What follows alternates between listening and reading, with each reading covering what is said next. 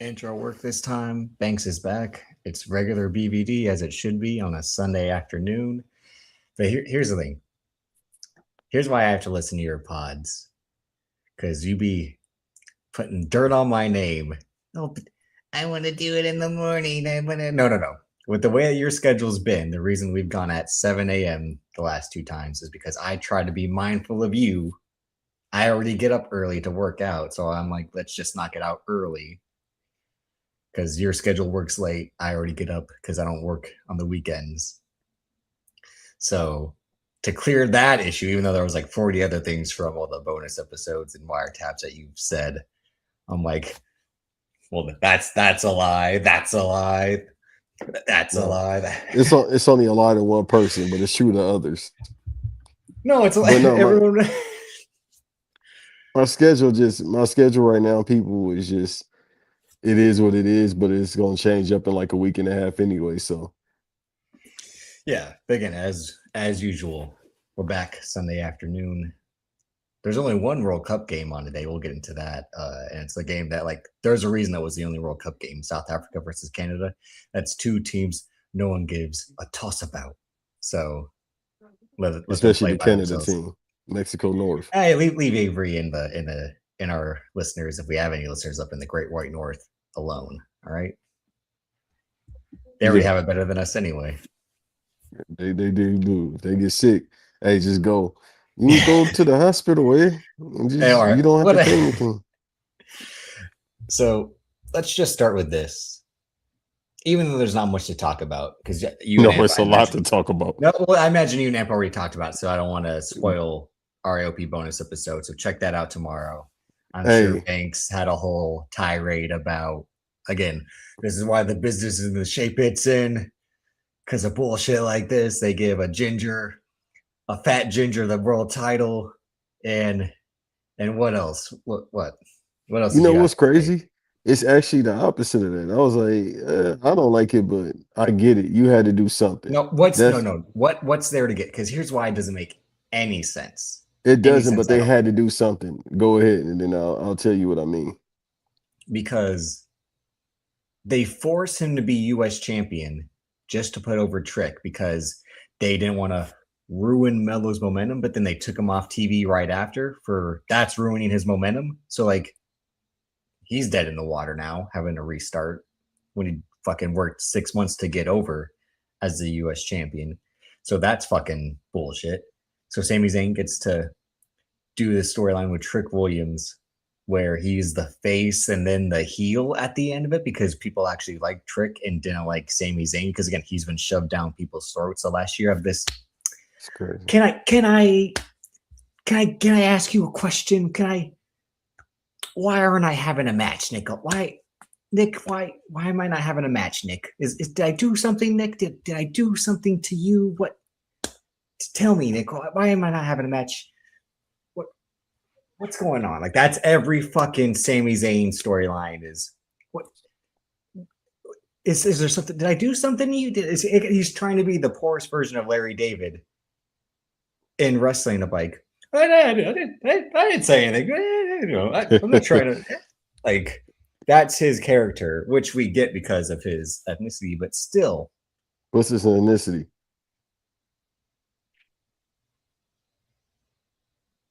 You mean his religion? well, ethnicity, religion, tomato, all that Ain't no bullshit. tomato, brother. So he then forces himself into the fucking Cody Rhodes storyline because Randy Orton physically can't show up, Yeah, so they that's can't that's all continue it that. is. But also they had to move Gunter to SmackDown because Roman Reigns doesn't want to face him because he's a pussy. So they create again another Cody Rhodes beats Gunter. How many times now, Triple H? How many times does this have to happen where this guy somehow beats the quote unquote greatest wrestler your company's ever had in Gunter? Cody Rhodes is able to sneak one by with his fucking MAGA spirit and beat the fucking Austrian. So Sami Zayn forces himself into the story as Cody Rhodes' friend, but again, he's never really a friend to anyone, as Kevin Owens tells us time and time again. So he wins the title yesterday in Saudi Arabia, which is again like conspiracy. I think not. Like what? Like that's how desperate they are now to continue this relationship with Saudi Arabia. Like because no one is in these stands. No one is in these crowds.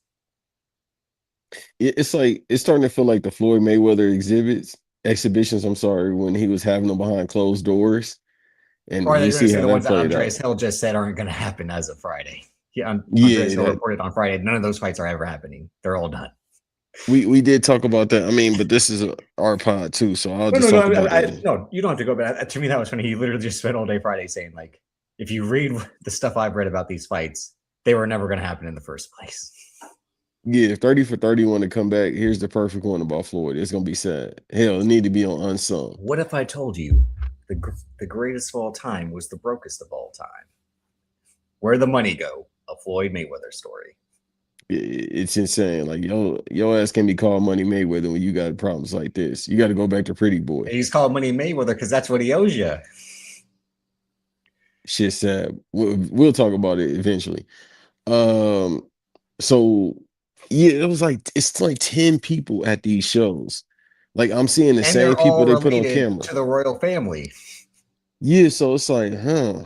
Okay, so basically y'all in bed with this family just to get these Saudi shows. I swear that WrestleMania is probably just gonna be him and his people. Yeah. That's I don't know it. why I said that like Johnny's. Yeah. my voice kind of broke there for a second. You don't want to sound like me just past week. Yeah. Yeah, he's gonna bring his whole family, Vince. He's got like 50 cousins.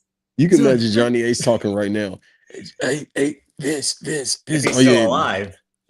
Vince. Even though they ain't cool no more, but they probably still is because y'all don't believe in not snitching. Y'all believe in snitching, white people. So he probably was like, Vince, can you Well, Frank believe? Lucas was a snitch. What are you talking about? Hey man, I ain't justifying it, but if you about to No, do exactly, 120 exactly. years, go ahead. Fucking again, the whole thing about Gunna, not to shade Gunna, but like again, he was snitching because he knows damn well, like I ain't fucking doing time for your shit. Fuck you. Well, that and he's just a forever 21 rapper. So yeah, Just because, all right, again, like Amp and Kiki said, why's your man Lil Baby ain't got no hits now? Because Gunna wrote them all. I never denied that. No, but again, it's like, so you mad at him for being Forever 21? He's a secret No, ingredient. yeah, I'm not mad at that. Hey man, talk about brands I don't want to buy or can't afford. I don't care. I'm not wearing that. I walk around, I dress like Paul Walker in all Fast and Furious. That's how I dress You regularly got when I'm your. working. We'll get to that a little bit later. I'm about to buy some DC shoes when I leave here next week. Yeah, all right. But no, so with the semi thing, I'll say this. Something needed to happen because ain't nothing happening. Again, I talked about it now. I talked about it then. I'll talk about then now forever with this storyline, this bloodline shit. Hey dog. No, I don't want to hear the Just complaints when this was y'all again. no, As not the second time. What did I say 2 years ago when no, we but did them here's WrestleMania the thing. streams? Again, y'all call this man my. I have never said my in referring to this man. Y'all are grown men saying my tribal chief, my Absolutely. tribal. Y'all are some losers.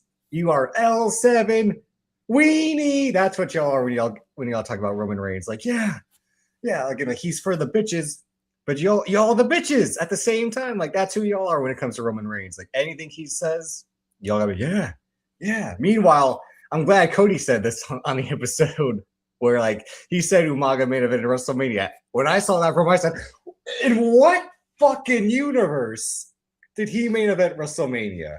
He should have. He should have, but I had that WrestleMania 23 DVD.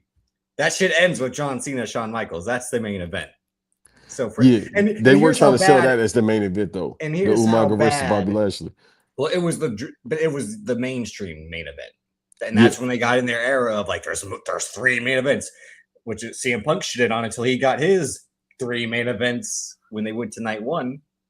Regardless of that, that whole promo was bad too because he said Rikishi entertaining the people. I'm like, that's how you know he was literally ass because his ass was he had no accolades. He had to say your daddy was cool with the crowd because he's putting his ass in people's faces, but he didn't want to say that and embarrass them even more. So like, but you know what's crazy? Rikishi, when he went heel, people was like, oh, he can actually talk. Don't. We don't have time. Don't. He couldn't cut a promo. I did it for The Rock. I did it. No, but the lead For the up to people. that, everybody think about that, but everything he was saying was spot on. Anyway, so Also, too, check this out. How you wasn't getting gas, but your kid is. He need to actually go to the doctor. Like, all jokes aside. literally that match starts. He misses like Opa counters his offense, and he's already like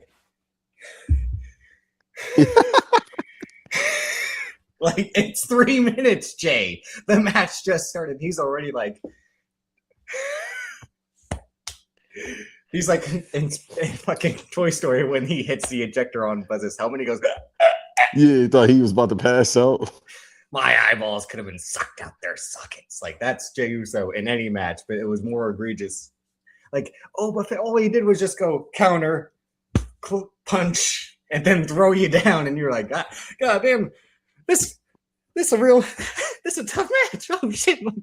And then he missed a super kick, and he almost fell on his face because he was yeah, tired. Again, y'all were like, all the Young Bucks do, all they do is super kicks. All the Young Bucks, all they do is super. And then Jey Uso, No, not me.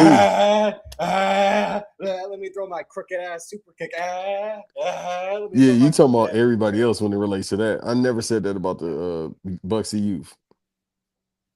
He can't even connect. So like that match was embarrassing.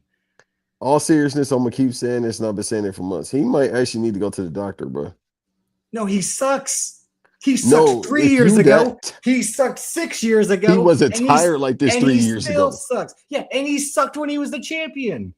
He was not. He's never been a singles wrestler. I've said it for years.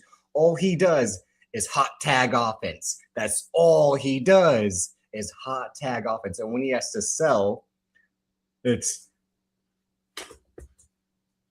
all that shit of like, again, why did the main event actually be tired? Why did the main event Jey Uso take off? Because Daniel Bryan carried him, Drew McIntyre carried him, Cesaro carried him. All the people Roman Reigns was feuding with for those first 6 months until Jimmy got back.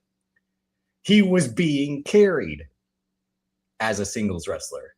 So for people to up and think like Jey Uso, he got that as a singles wrestler. No, he don't. It's like trying to fucking make. I'm trying to think who would be one of the Road Warriors. They tried that. I think they tried Hawk as a singles wrestler. Not like that. Like let's build the offense around Desmond Bain. Like all Desmond Bain wants to do is shoot three. Like what are we going to build the offense around Desmond Bain for? Like shoot threes and flex. Yeah, like that's what they were doing with Jey Uso. Like this man does one thing. Like you can't build the offense around that. So that match trash.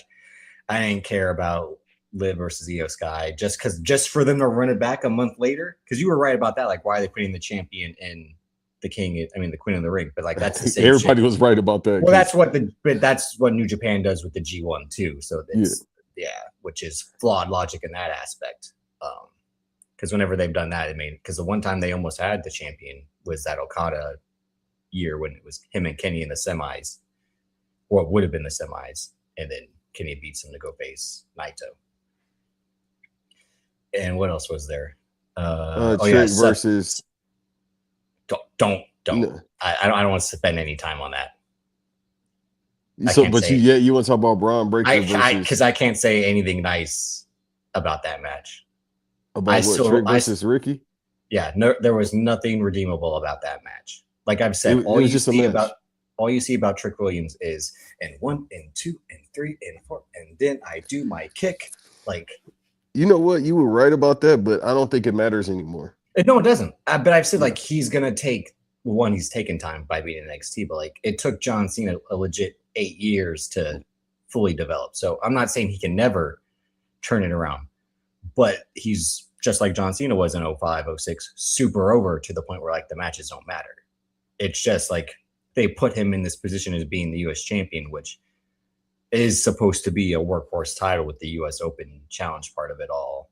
That's not going to help him by giving him a variety of opponents with different styles. That's not, and the little ID thing still makes no sense. Like this guy literally has nothing better to do in his life. If I'm Trick Williams, I'm going to Triple H being like, I don't need this guy. I'm over without him. If you want to give me a manager, give me my hot ass wife. Like, don't give me this loser. But then that we can takes do away something from with what that. she's trying to do. What's she trying to do? Again, those women titles don't mean dick. No, but eventually she gonna go single. No, she won't.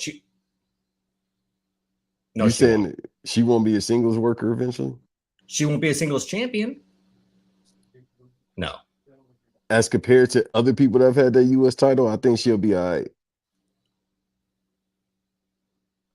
That title, like I said, that title is meant for Becky Lynch whenever she wants to show up, Not collect the her IC, the title. U.S. dog.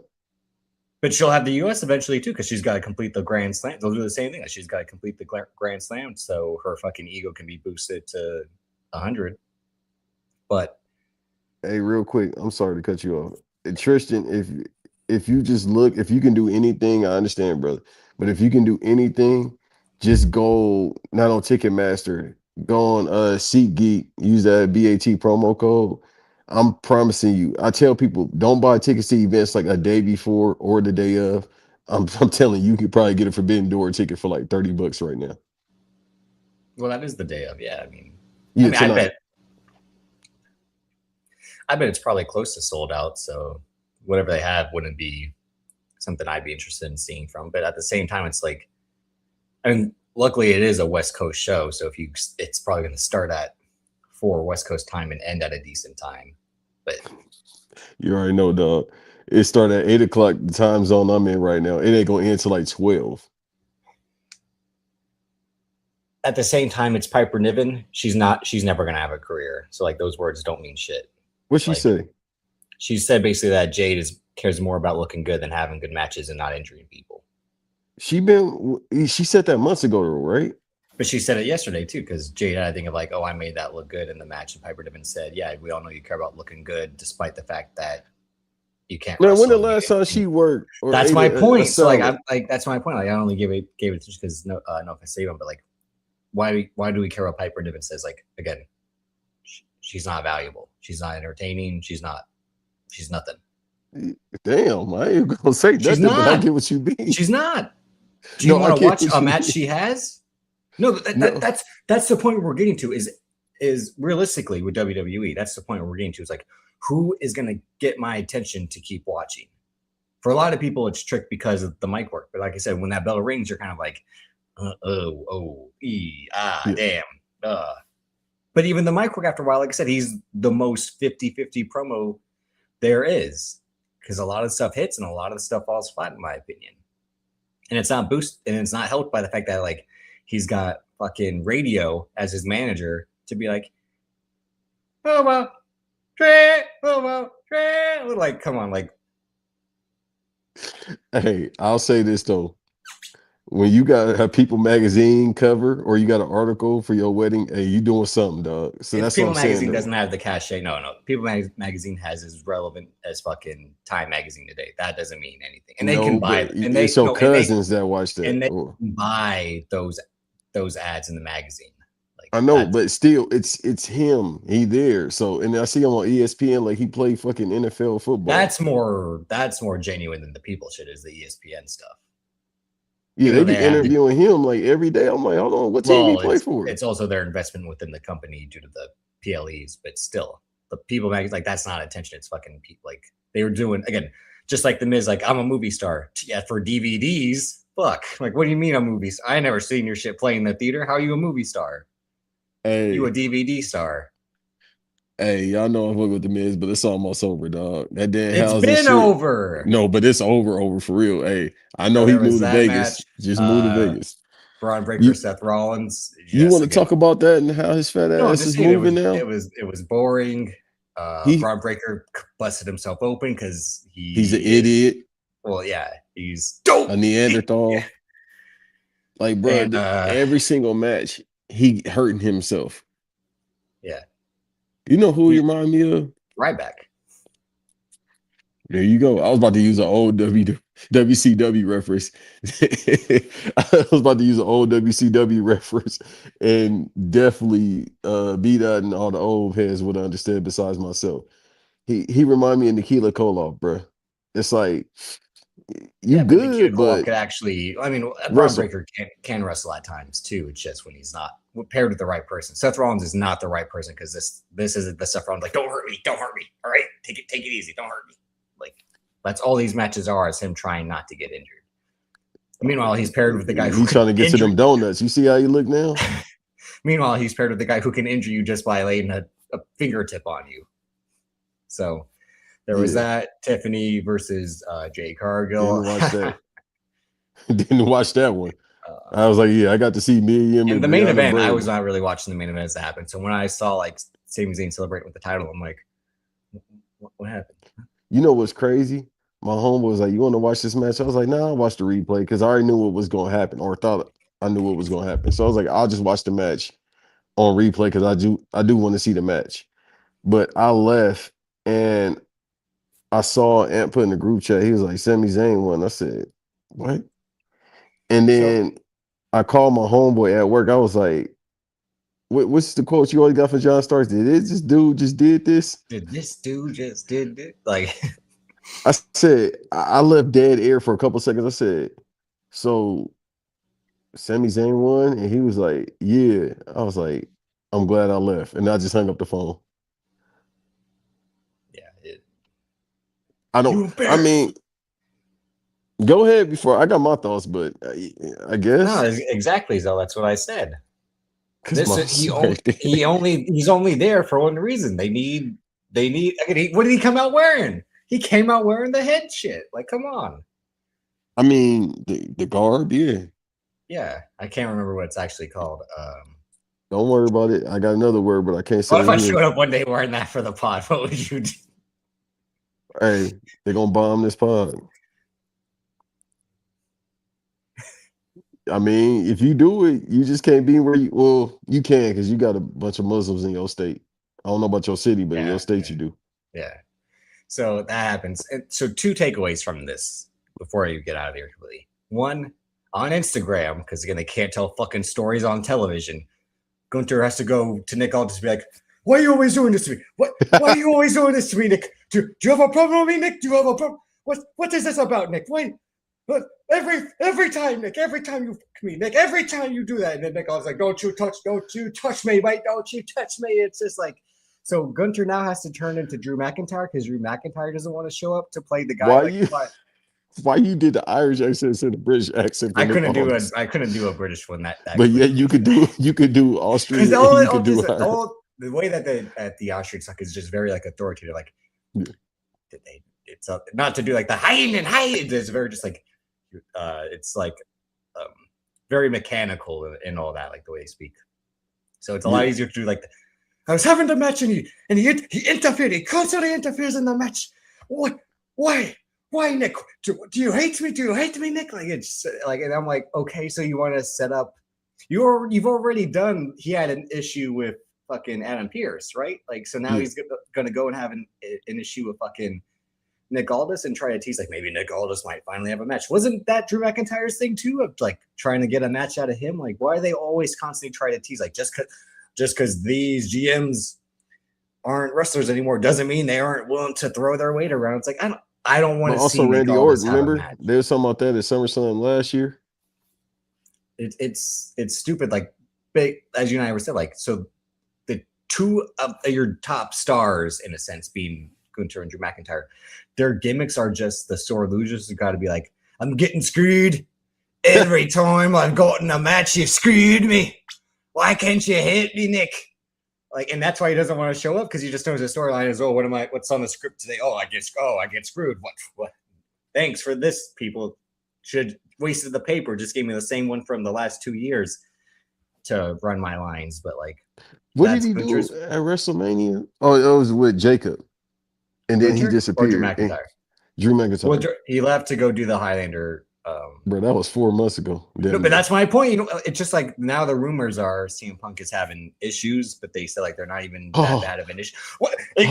Wow! Once again, exactly. Like what? Huh? Because they're saying the rumor. Again, these are just rumors.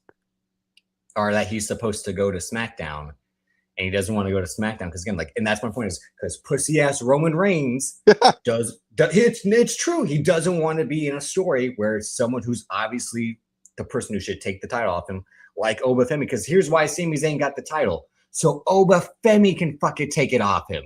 Because Obafemi wins King of the Ring, they're not going to waste Obafemi Roman Reigns at SummerSlam in Minnesota. What they're probably going to do in the meantime is like have Brock Lesnar come back, fuck Obafemi over, probably either take his King of the Ring title shot or do something to the point where we don't get Roman versus Oba, because that's how their fucking booking works. It's like, let's give you something that makes so much sense and then not fucking do it, even though the whole groundwork was like, there's like, when you saw those King of the Ring qualifiers, the first one I saw was a Fatal 4-Hour was Jey Uso, Trick Williams, LA Knight, Finn Balor. I'm like, well, I know Finn Balor's not winning this fucking match. I know LA Knight's not winning this fucking match. And Trick Williams has better things to do. So there's only one option, and it's Jey Uso. So like that, there's your qualifier right there. And then again, Dom Mysterio versus Obafemi. Huh? You think they're gonna have Obafemi lose to someone again, and it's gonna be Dom Mysterio skinny ass doing this? Like, come on! Like that's why. No, he built like a Taco Bell employee, bro. And that's why it was stupid when you and Cody are like Javon versus Jay. I'm like, you think a young black man doing everything he can is gonna beat Jey Uso? Hey, what's the dude name? I asked, what's the dude name from NXT? Bryan. Oh no, no, not him. The dude that tweeted out about the Samoans being magnet. Oh, I have no idea who had that tweet. I think it was our guy from DC, the one we were talking about that might say the word. I think he tweeted that out. Oh, Saquon Sugar? I think it was him, though. Let me see. Let me look it up, because I was thinking about that. Damn, he was right. A year later. NXT. I don't even know how you would look for this. Says Samoans. That's the best way I can look it up. But that's Keon, how I view Keon or Keon Carver. How does it start again?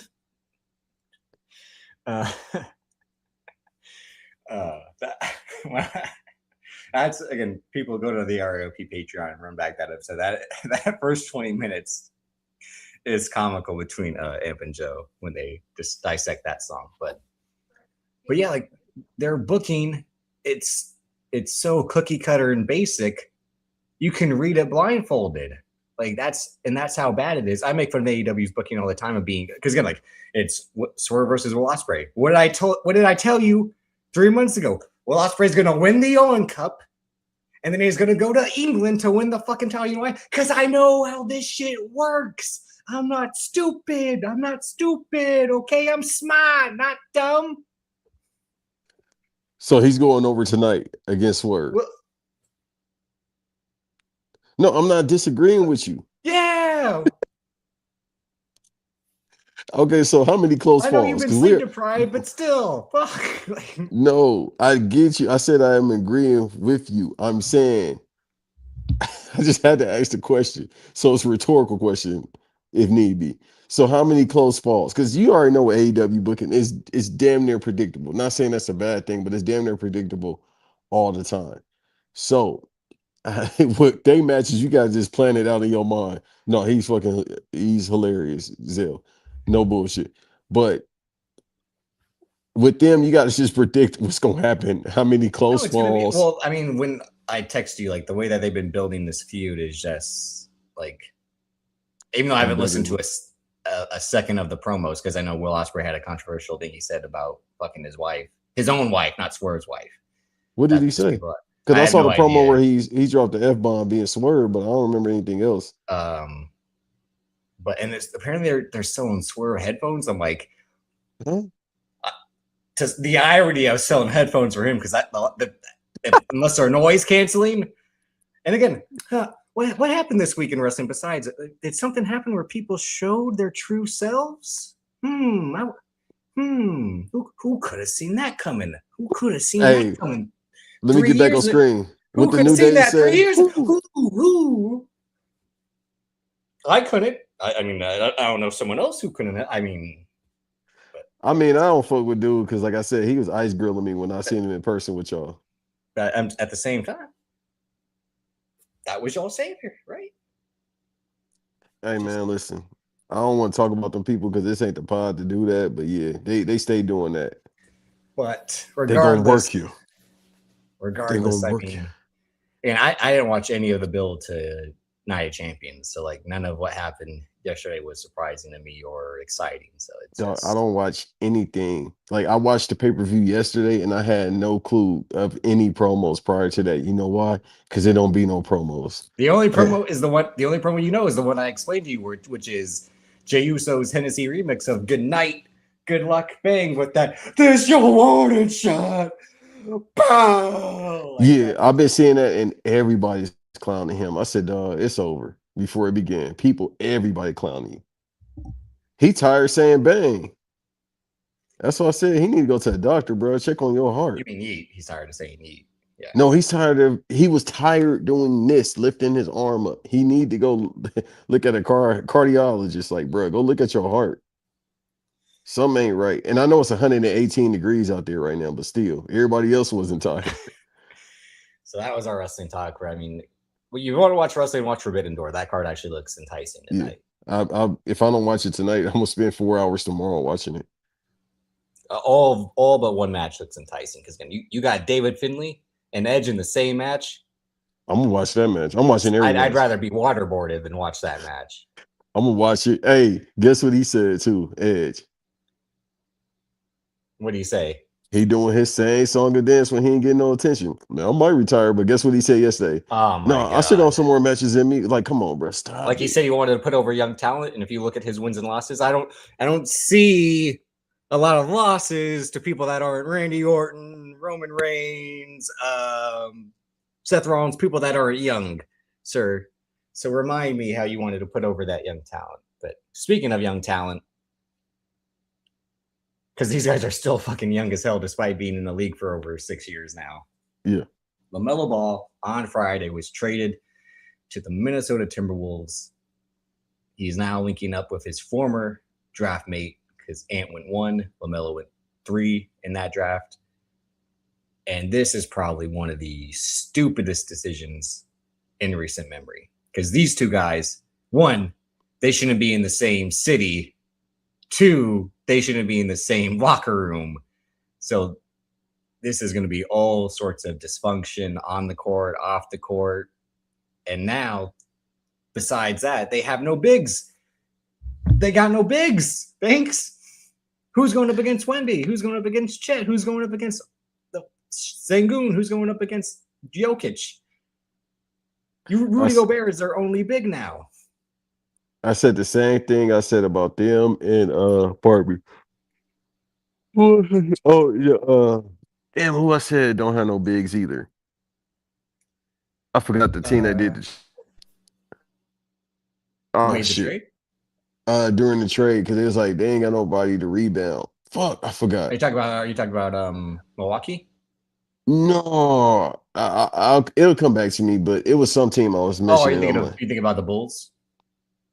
No, not us. I ain't even focus on us. It was another team I was just saying who gonna rebound. But let me get away from that anyway, because I don't want to take up too much time thinking about it. The whole point of me even making that statement, and I'll talk about it as it relates to Minnesota, because to keep us on track. We're just in the era now where, hey man, does the big man matter? And they tried that 10 plus years ago, where it's positionless basketball. So now it's becoming guard play where guards have to get the boards as well. Melo could get a board, Ant could get a board. That's kind of just where we at. Hey, score the most points, and if you get a rebound, you get a rebound. If not, then oh well, just score more points. That's literally where we at with the NBA. And I think seeing the Knicks and Josh Hart getting boards, when teams win a championship, everybody tries to kind of do the same thing. The problem is too many people ain't got no cat, and too many people ain't got no Jalen Bronson. They got a Melo, they got an Ant, they ain't got Jalen Bronson though.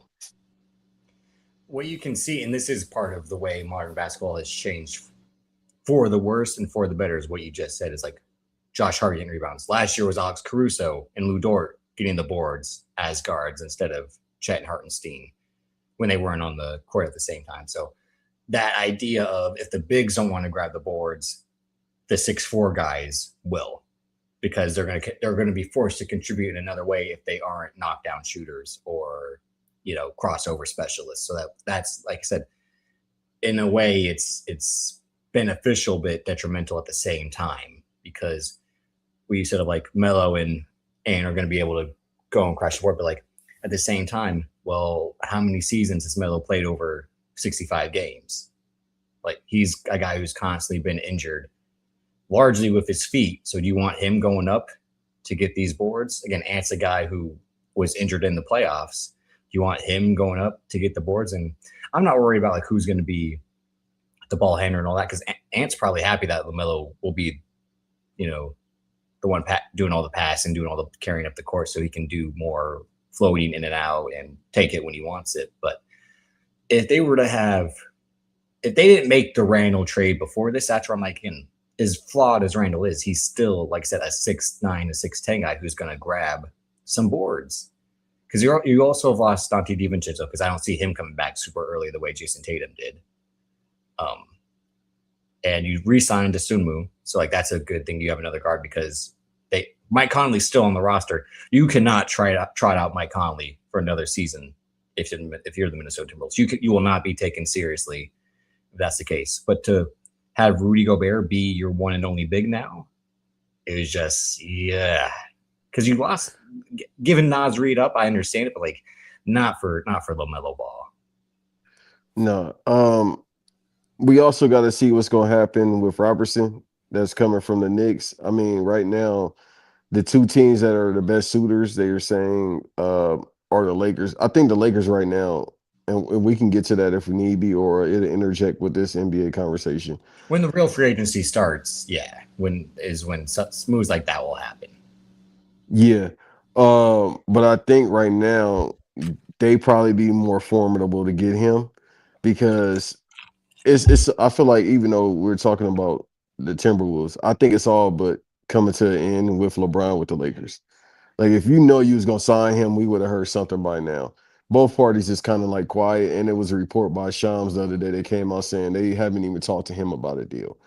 Again, nobody wants to pay $56 million where we can get Robertson on maybe 30 to 40, and then we can go out and get one or two more pieces because Luka already said, "Hey man, I need a center so I could go off the pick and roll." Because again, he's ball dominant, but that's 38 points or so a game. Austin Reeves deal. That's another reason why I'm like, all right, it might be They, coming to an in end. my opinion, you did the right thing by speaking to the Laker, not to you, but like by choosing Austin Reeves over LeBron. One guy's literally You going to have to. retire in the next year versus one guy who is still in his prime window. You wouldn't want to sign Austin Reeves 4 years from now. You want to sign Austin Reeves now because he won't be better than he is now. So you would need to take advantage of that before he turns into basically what Luke Kennard is, even though he's already better than Luke Kennard ever was. You know what I mean? To that extent of being a white guy who can shoot because he's still got some handle to his game. He still tries to play physical, but at the same time, like you're saying, like there is gonna that's a team that could lose a step unless they make a move to benefit Luka the way Nico Harrison did before he traded his ass by getting PJ Washington and Daniel Gafford and Derek Lively. Like he built the perfect Luka team just to tear it apart the next year by getting rid of Luka. So for Rob Pelinka and them, it's about you saw it like this guy needs two bigs and a bunch of shooters, and that's it. Get him guys who can pick and roll or rim run or guys who stand behind the three because he's going to find guys who are open 8 days a week. And there aren't 8 days in a week, but that's my point. He's just going to find you with all that Luka magic. So if you can get Robinson, you can get him on the pick and roll. If you re-sign Rory, whatever, how you say his name? Hashimura. If Rui you can Hachimura, DeAndre yeah, Ayton, I think is going to be get available him the to fuck up resign. out of there. To do what? Get him the fuck up out there. He's the laziest Jamaican I've seen in ever, probably. He's Bahaman. Yeah, whatever the fuck. I don't even know where that is, but get him up out of here. The Baham your Bahamas. ass up. Hey, Baham your ass up out of here. So yeah, so they're without a big man, but is it an issue? Look, I think what they doing is because it's a rumor that came out, and I understand the Timberwolves are like, or Ant is talking about like, I'm getting up out of here. I think that's more prominent now than it was before. Unless he really like, you know what, I'm gonna stay here, get the chili, because obviously he gonna be able to get a super max after I think a year or two from now. If him and Melo just want to run it up, cool. But he already emphatically said, I want to win the championship. Being Ant. He said that's the only thing he's missing. He ain't gonna win no championship in Minnesota. And it's not because of Melo. It's just if you see everybody that left it, and KG even posted it, everybody that left the Timberwolves when they got a championship. Um, Yeah, no, that's a good point. Garnett, Cat, Wiggins, yeah, the star players, or at least the people who they position to be star players in Minnesota, have won championships post Wolves tenure. But at the same time, the main thing is, like I said, if he does the thing what Luka got fucked over, which is signing the supermax to then get traded. So if Ants thinks like I'll re-sign a few, and then you won't know it, but a year from now I'm going to ask for a trade so I can get out of here. That way I have my supermax money on the new team. But realistically, who's going to be that team? Because the way things are shaking out, because there's still the Jaylen Brown shoe to drop. There's still, I mean, all this collateral damage from. and that's probably about to happen. Just because Yeah. it's one thing if it's like, all right, he's upset about the trade and all that, but every single day they've been talking about this Jaylen Brown trade, and he just seems sensitive to where he like, I want to leave. I want to be a streamer university. Well, that's as someone who likes the Celtics, who likes Jaylen Brown, they've both, the team and him, have made huge mistakes in my opinion. The Celtics have made huge mistakes by trying not to trade him in the past, because at that time everyone knew like Tatum was the better guy to build around. Jaylen Brown was always going to be the expendable of the two. But what Jaylen Brown did this year was show, no, I have been just as good as him for the last couple of years now. Because again, he was the one who won the Eastern Conference Finals MVP, won the NBA Finals MVP, and by playing without Tatum for basically 70% of the season, showed like, again, when he's not having the ball, I can do just as much as he can, and we can win at the same time. Not just him doing some Kobe 05, 06 shit, which is get my numbers up and lose in the first round, even though they did lose in the first round. But regardless, but the Celtics trying to value Giannis over him is redundant. I'm like, the best of Giannis, I'm not saying is over, but to pick Jaylen Brown, I would have picked Jaylen Brown over Giannis, to be honest. So because you're gonna have to give up a lot to get Giannis, and now you're fucking up your future even more by not having a guy who's 3 years younger and the 3 picks or so to go. And it was potentially going to be Hugo Gonzalez, another young guy who that they're on. Like, you can't give up all that youth for a guy who's over 31 now, I think, over 32. He's about to be 32 at his height, even though he's not been injured like Embiid has been, but just still that mindset of like, because he's much more, successful in his physical health, and like not just by being jacked, but like, again, he's, for his style, he plays smart. He doesn't try to do all that dribble, crossover, shoot behind a three shit like Embiid does. He plays within his means, but at the same time, the way that he plays is the same way Jason Tatum should be playing, which is as a power forward. So you're going to put him and Jason Tatum together and occupy the same space? That doesn't make any sense. Because realistically, Jason Tatum should not be doing what Jaylen Brown was doing, which is being the ball dominant guy. At least for the next year or so. Let Jason Tatum fully recover and play this role as a glorified power forward that can shoot, pass, rebound, all of that. Right. My thing is, if you would have put Giannis on that team, you could play inside out. So you got him just clogging up the paint, him and whoever they center is going to be. I think they still got Jokic over there, or they still got you Man over there. No, he's a free agent. Okay, so if they don't re-sign him, maybe they try to go out and get Williams. And they can't sign him to do the nothing that he did, which is chuck threes, not make them, and not grab boards. You can't do it. Like their playoff exit should show them we can't continue to rely on chucking threes. We need actual guys who can cut to the hoop and grab rebounds. And that's why it would have been perfect with Giannis, because you could have everybody else go out there like the Derek Whites and everybody else. Peyton Pritchard to shoot their threes. I would keep Jaylen Brown because the Derek White contract is just as expensive, and I would trade Derek White. I'd find a way to get rid of him to a team that is in need of a guard like Houston.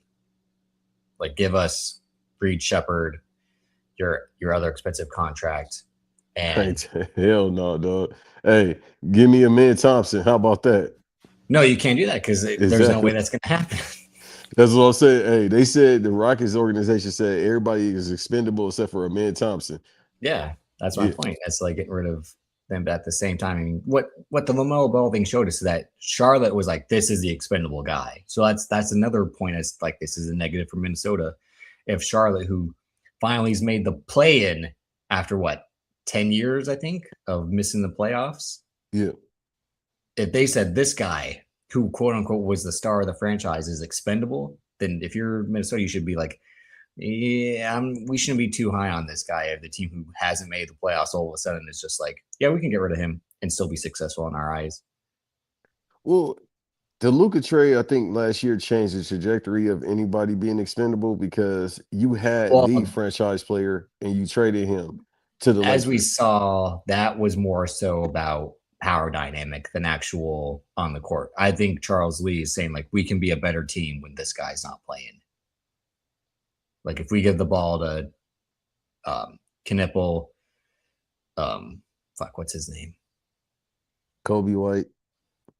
Well, besides Kobe White, but Brandon Miller. Like giving the ball more to these guys is going to be better than giving the ball to LaMelo, who's again going to want to do his he like look what I can do shit. Like I mean, this also it probably keeps them in the play-in at the most, but they'll be like the 10th seed. well, they needed another big, yeah. Nas Reed is going to help Charlotte a lot more than LaMelo is going to help Minnesota, in my opinion. Well, yeah, because he's a vet and the defense. Wasn't he 6 man a year like 2 years ago too? Yeah, Yeah, 6 million a year so again. He can shoot. He he can plays defense. plays enough defense. Like I mean, Minnesota's already in a state of flux in general due to the Vikings with the JJ McCarthy and Kyler Murray thing going on. The T-Wolves are kind of having the same old season, and this just shows like you said, like they're worried about the ant timetable of like we got to win, but at the same time, like you've at least made two Western Conference Finals in the last 3 years. Like, but look at the teams you went up against. The team that lost in the finals and the team that won the finals. So that's still, I'm not saying like a badge of honor, but that's better than compared to like, where's he going to want to go? If he wants to go home to Atlanta, like, look what happened to Atlanta. They got better after Trae Young left. And to try to like force his way there, they're going to have to give up pieces. And that's going to fuck them up again. Like that. That's why, to me, these guys always forcing trades never make sense.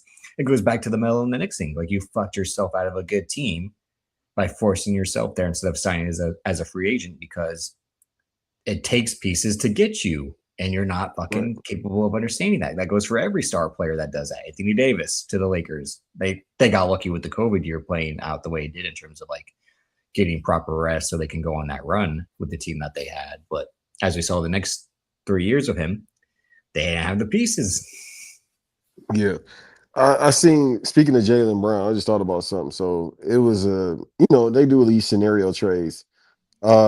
Somebody was like, what if he can get to the Nuggets? Dog, if he gets to the Nuggets, just get in the championship ahead of time. That's Well, not that even means you're fair. giving up, you're punting on Jamal Cameron Murray. Johnson. No, they gonna No, keep no, no. they keep Jamal, No, but they gotta give up Cameron no. If you're Johnson. Boston, you're no Boston's not taking Right. Cameron Johnson. They're taking Jamal Murray. That's what I mean. Yeah, Like, I'm cool. yeah, that's my point. Like, they're not just going to give this guy. He's not John Morant, where the Grizzlies are like, take him. Who wants him? Who wants him? What Sorry, are you going to get? the Heat got to do something, bro. You ain't got no scores. What do they have to give? They have nothing now. But it sounds like the Grizzlies will take anything. They'll take a bag of chips at this point. But they're still good. But they just saw what Miami has. That's they can't do that because then there's riot in the streets, like what happened with Dallas. Unless Memphis is going to be guaranteed next year's #1 pick, even though he won't be able to have the #1 pick because there'll be a team that's competitive. It's just like that's why these moves again don't make sense. You know what's crazy?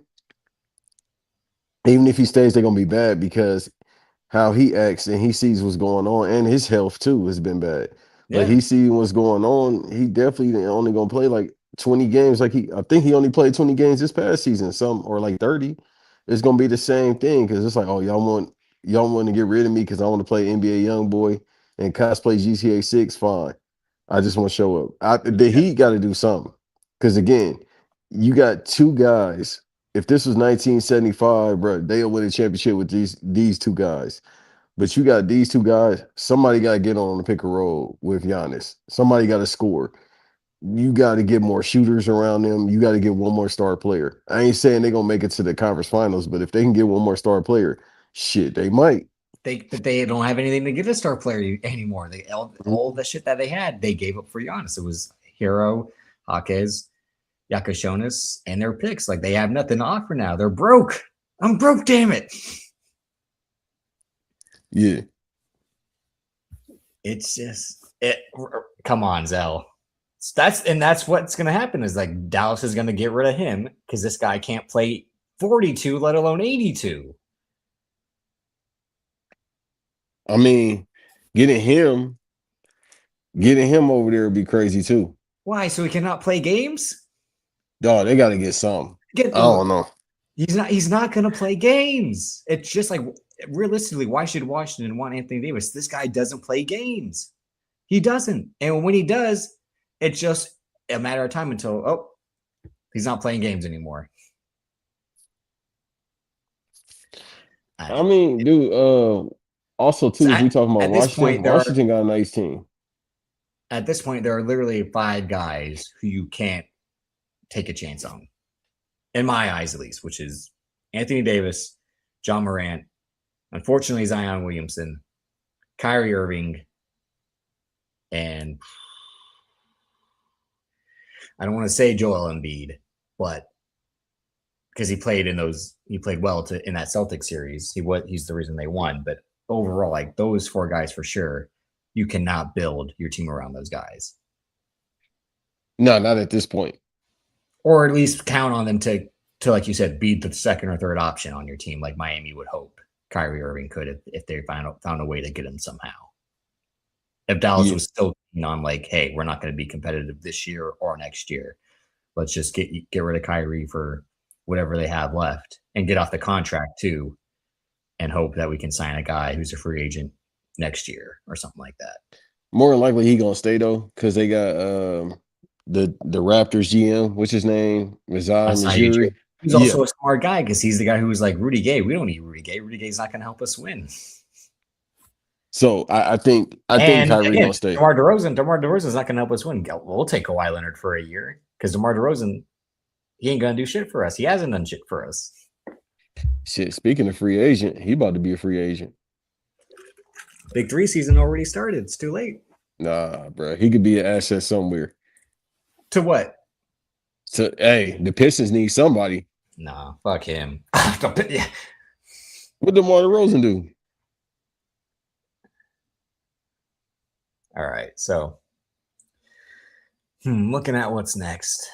Let's start with the new movie trailers that dropped this week. Because there were 2 good ones, even though I'm more high on one compared to the other. But at the top, we got Alan Ritchson's new movie, Motor City. This was filmed last year and is only being released this year, where he plays a wrongfully convicted guy in the 70s who either breaks out of jail and seeks revenge on the mobster and the dirty cops that sent him there in the first place. It's a very throwback kind of crime action revenge movie, but at the same time, all you're thinking is like, this is just Jack Reacher still. It's literally just him playing Jack Reacher in the 70s, because unfortunately that's going to be him the rest of his career, unless he becomes Thad Castle again. So decent trailer. It's funny that it started out with Bill Withers' Lovely Day. They always do that. Every time I hear Lovely Day, I think of the animated video where that's like Lovely Day, and the animation's like, oh, he's still going. Day. He really, like, cocaine made that song, because there's no reason he held that note for as long as he did without some booger sugar in his system.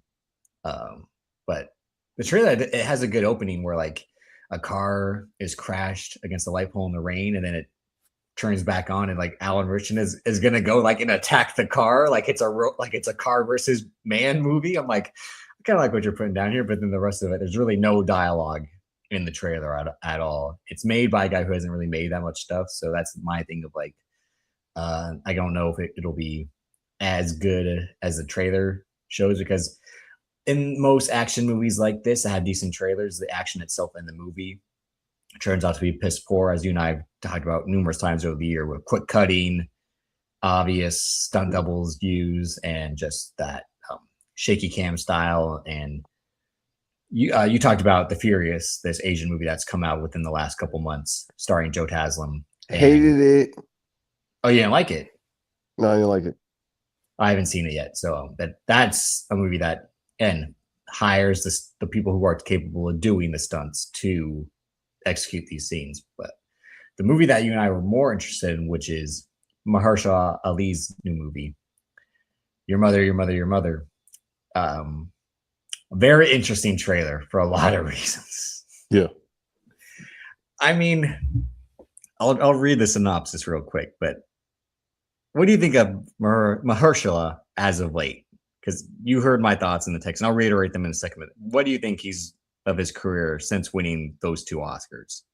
It's the same as everybody else that wins an Oscar. Hey man, I'm gonna go get this chili. That's always the case. Rarely does somebody win an Oscar and they decide, okay, let me just start making good movies or get better. It's like Denzel. Um, it's like Denzel, Mel Gibson. Um, what's the name? God damn, I can't think of his name from Godfather. Oh, Marlon Brando. Marlon Brando. Y'all gotta forgive me. Marlon Brando. It's Robert De Niro, the Al Pacinos. So it's a few people, but you see how Uh, far along I got to go back and say it. But it's a few well, people that'll Daniel Day Lewis. But look at the people I'm naming. well, Daniel Lewis was never a guy who did paycheck movies at all. But what you're thinking of, a Clearly, prime example is, like you're saying, Denzel, who won his Oscar. He was really doing a little bit of both. Even prior to winning his Oscar, he was he again famous for the One for Them, One for Me. That's always been associated with Denzel Washington. Is he'll make the studio movie that's going to draw box office, and then he'll make the personal movie that's going to get awards attention. But he's also said in the past, like, he's enjoyed making the popcorn movies, the Tony Scott movies, the crime movies, because that's where he can let loose. That's where he can be comfortable. That's where he can try other stuff, like he does in Two Guns, like he does in Deja Vu, The Equalizers, etc. He can access a different part of him and not always be the serious guy or the guy trying to get an Oscar. Christian Bale, after he won his Oscar for The Fighter, remained doing both, One for Them, One for Me, with obviously not just the Dark Knight films, but American Hustle, Vice, Ford versus Ferrari. He obviously was the villain in the Thor movie, so he wasn't, like, I'm not doing superheroes anymore. He was still willing to play that game. But Mahershala has pissed me off. I told you in text was that he wins that second Oscar, tells Kevin Feige he's going to be Blade when Blade's not on their docket at all. Kevin Feige says, all right, you're Blade. And as we all know, that movie has not come out since 2019. It was made fun of in 2024 with Wesley Snipes. There's only ever going to be one Blade. And then it was made fun of even worse with Ryan Coogler's Sinners, which people said straight up, this is what Blade was supposed to be. It was supposed to be the 1920s, him hunting vampires at an early stage of his life, then transport him to the modern day as the Daywalker. But Mahershala and Marvel have not found the right person to helm this, except Bassam Tariq, who is the director of Your Mother, Your Mother, Your Mother. So and again, it looks like they've taken probably stuff that they want to do in Blade, because this is somehow still an action movie, despite being a movie with a message about religion and all that. Because here's the description. it's basically Ramadan Blade. I didn't want to say it's 5%er meets 5% Blade up. What's it called? Ghost Dog 5%er. Like, I didn't want to say that, but it basically is, apparently, because his character is a hitman that is balancing being a father and a man of faith at the same time. It's Latif, a devoutly religious hitman, struggles to balance work, faith, and fatherhood. When his wife dies, he embarks on a desperate journey across Houston. Oh That's how you God. know. That's how you know this movie is gonna. It's about Blade. You know, it's about vampires for real. To protect his children, confronting the forces closing in around him and the beliefs threatening to unravel within. So it is probably going to be a lot of like, Allah, please forgive me for what I am about to do type of like. Again, he's got a fucking sword in this movie. Again, like he's cutting dudes up. It is a pretty decent trailer too. Are you saying Sami Zayn shouldn't have been in this movie? Well, Sami Zayn is. But here's the rest of the cast. John Cho from Harold and Kumar. I haven't seen him in a while. He's been in some stuff. Don't forget, he was on the failed Netflix Cowboy Bebop adaptation. I forgot all about that. Giancarlo Esposito,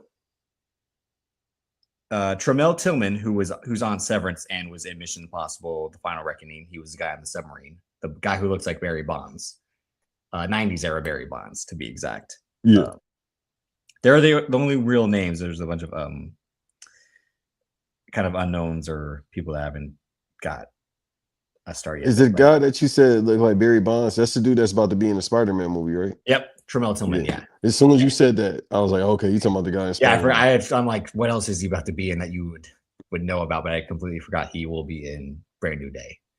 See, that's that's how we do it. We'll be like, hey, you talking about the motherfucker that look like Barry Bonds? Well, I have to, like I told you, I got to speak your language to get you to remember stuff like in like Asian fine shit from John Wick 4. Like, oh, okay, like there we like. Yeah.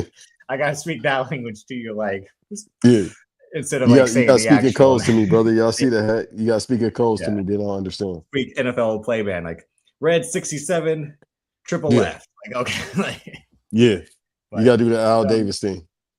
But this movie, they're getting good trailer. But let me read what else he's done as of late.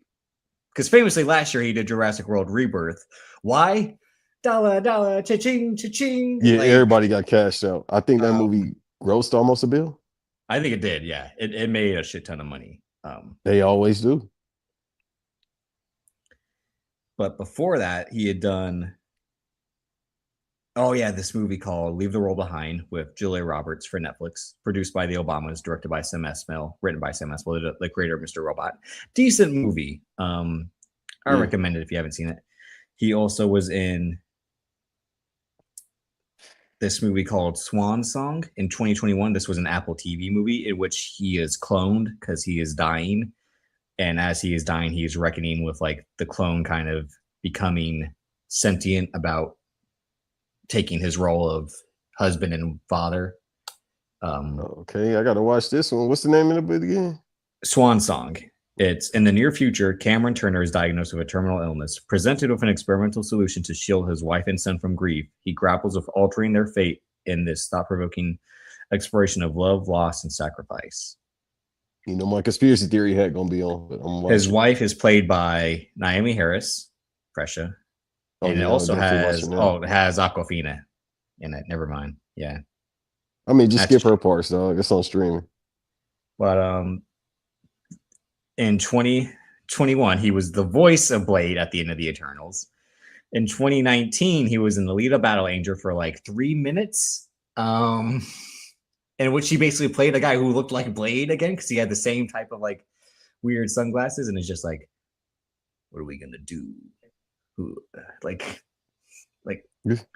And as we all know, he is the voice of the Prowler in 2018's Spider-Man Into the Spider-Verse. And will be reprising the role in Spider-Man Beyond the Spider-Verse next year. I was about to say, yeah. Finally, and he will be returning to Jurassic World in 2028 with Jurassic World Liberation. Him and Scarlett Johansson are continuing this second reboot of. But overall, that's something like he's done 4 movies since winning 2 Oscars. He'll be on the HBO show Task either later this year or early next year. But I think after he won the second Oscar, he was on season 2 of that show, Rami, the show that the comedian Rami Youssef created and starred in for Hulu.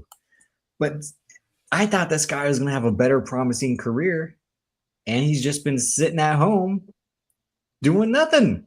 I can't even say he's doing nothing and getting paid, because let's not forget, he was the voice in the first 2 seasons of Invincible for the character, and then they replaced him with Todd Williams, because I'm like, he can't even show up to a recording booth for a day and a half. You know what it is too? I think that Marvel thing did kind of mess him up, because they probably said, "Hey, we about to start production next month." At the So same time, he probably was trying to build his schedule around Blade and the failed incarnations of getting that movie off the ground with multiple directors, because it was initially Jan Damage, who did White Boy Rick, and he directed the first couple episodes of Top Boy, and then there was the original script, then they completely threw out. Again, shout out to our guys X and Van over at Black Variant. They've talked about this numerous times over the years. There was the recasting, because they had casted a couple actors, Aaron Pierre being one of them, and then those actors fell through, probably due to other commitments to projects, because we've seen Aaron Pierre as of late take off, and will be in Lanterns later this year. But it's just been frustrating me. And then the irony is, like, this clip comes out because he was on Mind the Game with Steve Nash and LeBron James, and he tells a story about how he passed on the Santa Clara scholarship, and that was a scholarship Steve Nash got. And I'm like, that makes sense as to why your career's in the shape it's in now. You're just content with, like, I'm just gonna just do what I want to do, like, you know. no, it I worked mean, in the out. sense of, like, I mean, I'm saying this because, like, the way he talks about passing on that scholarship is, I'm a scorer, I'm a shooter. Like, the coach at St. Mary's is telling me, I want you to score 20 points. I want you to do this for us. And his grandfather was there, and he's like, nodding and said, like, this is what we want to hear. The Santa Clara coach told him, like, you probably won't start for me at all the first year. And his grandpa looked at him like, and even he himself said, like, yeah, I ain't into that. Nah, like, so I think in his mind, now that he's gotten 2 Oscars after, 15 years of character actor work on mostly television and some films as well, but, like, I'm just gonna make what I feel like I want to make, and when I'm gonna make it, they're gonna fucking pay me for it too. So I think he's a guy who's and again, I think this movie, Your Mother probably also speaks to who he is as a person. He's always rocking the beanie. He's always rocking the glasses. So he is a man of faith as well. I'm not trying to like, besides the That's name his Joe thing, look. obviously. He took Joe look.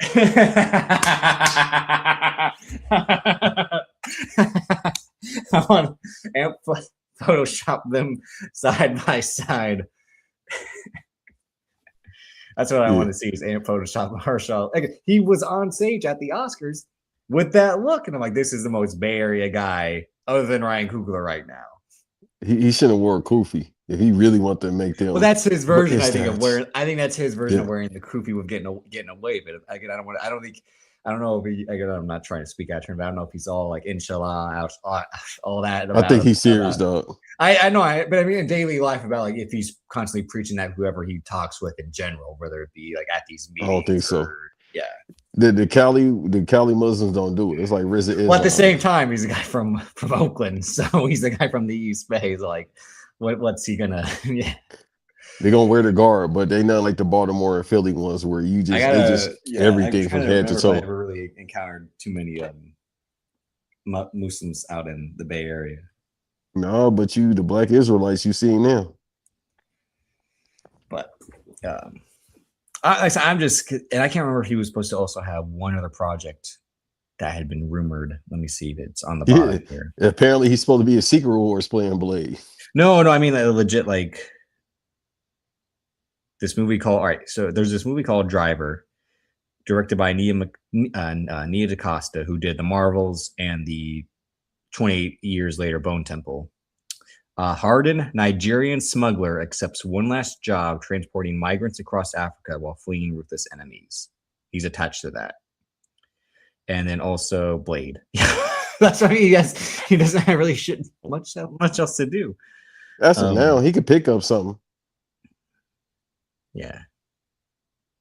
His agent would be like, hey, you want to take this movie about the dinosaurs going to space? Yeah, I'll do that. I mean, again, he won for Moonlight, literally one of my favorite movies, and it is a phenomenal performance by him in that movie. I ain't seen that movie since it came out. Oh, you should rewatch it. Be all right.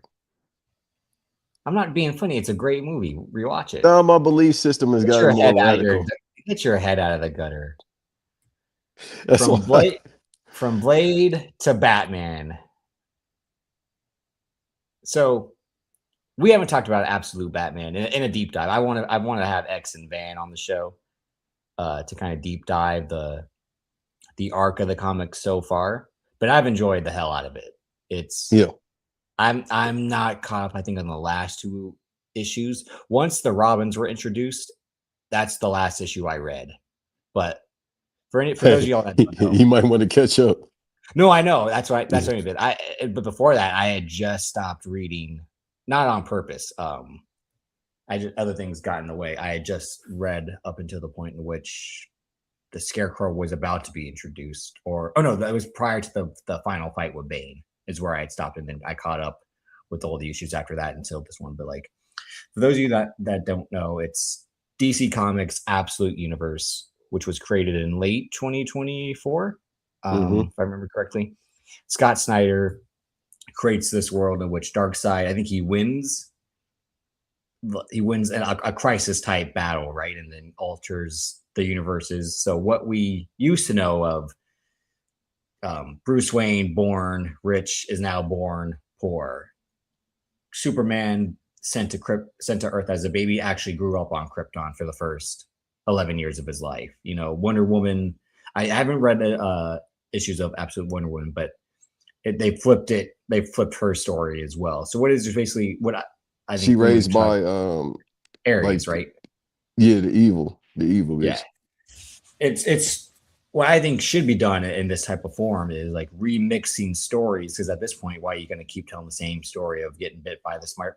And this is also at the same time kind of what Marvel and Jonathan Hickman were doing with the new Ultimate Universe of like, because he created the Reed Richards version of the Thinker and the battle that they had like with their version of a crisis, which was it turned out to be Ultimate Endgame, but it was called Secret Wars. Yeah. But what the Thinker does is turn his new world, Reed Richards, into Doctor Doom and like stuff like that. And he alters the course of numerous people's fates by doing this, and this is what Darkseid does. But so essentially what we about to get from the Russo brothers. Yeah, in a worse way. So what Scott Snyder, who's been like the Batman shepherd, I think over the last 15 or so years for DC Comics, because he was famous for kind of reviving, or I don't know if he created Court of Owls, but reviving the Court of Owls as like a huge figure in the Batman mythos with his initial Batman run.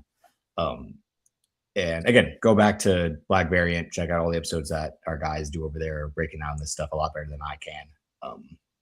This is real layman's terms talk for me as just a fan who's enjoying it from afar while getting into the nitty gritty. But Scott Snyder creates this world again where Bruce Wayne is 6'9", 275 pounds, and born poor to just Martha Yeah, I'm Wayne. like, where is he getting his food from? To be cock diesel to the and sky. His best friends are Oswald Cobblepot, Harvey Dent, what's the Riddler's real name? Norman, no, not Norman, Edward Nigma, and Waylon Jennings, aka Killer Croc. Like those are his childhood best friends, and Selena Kyle.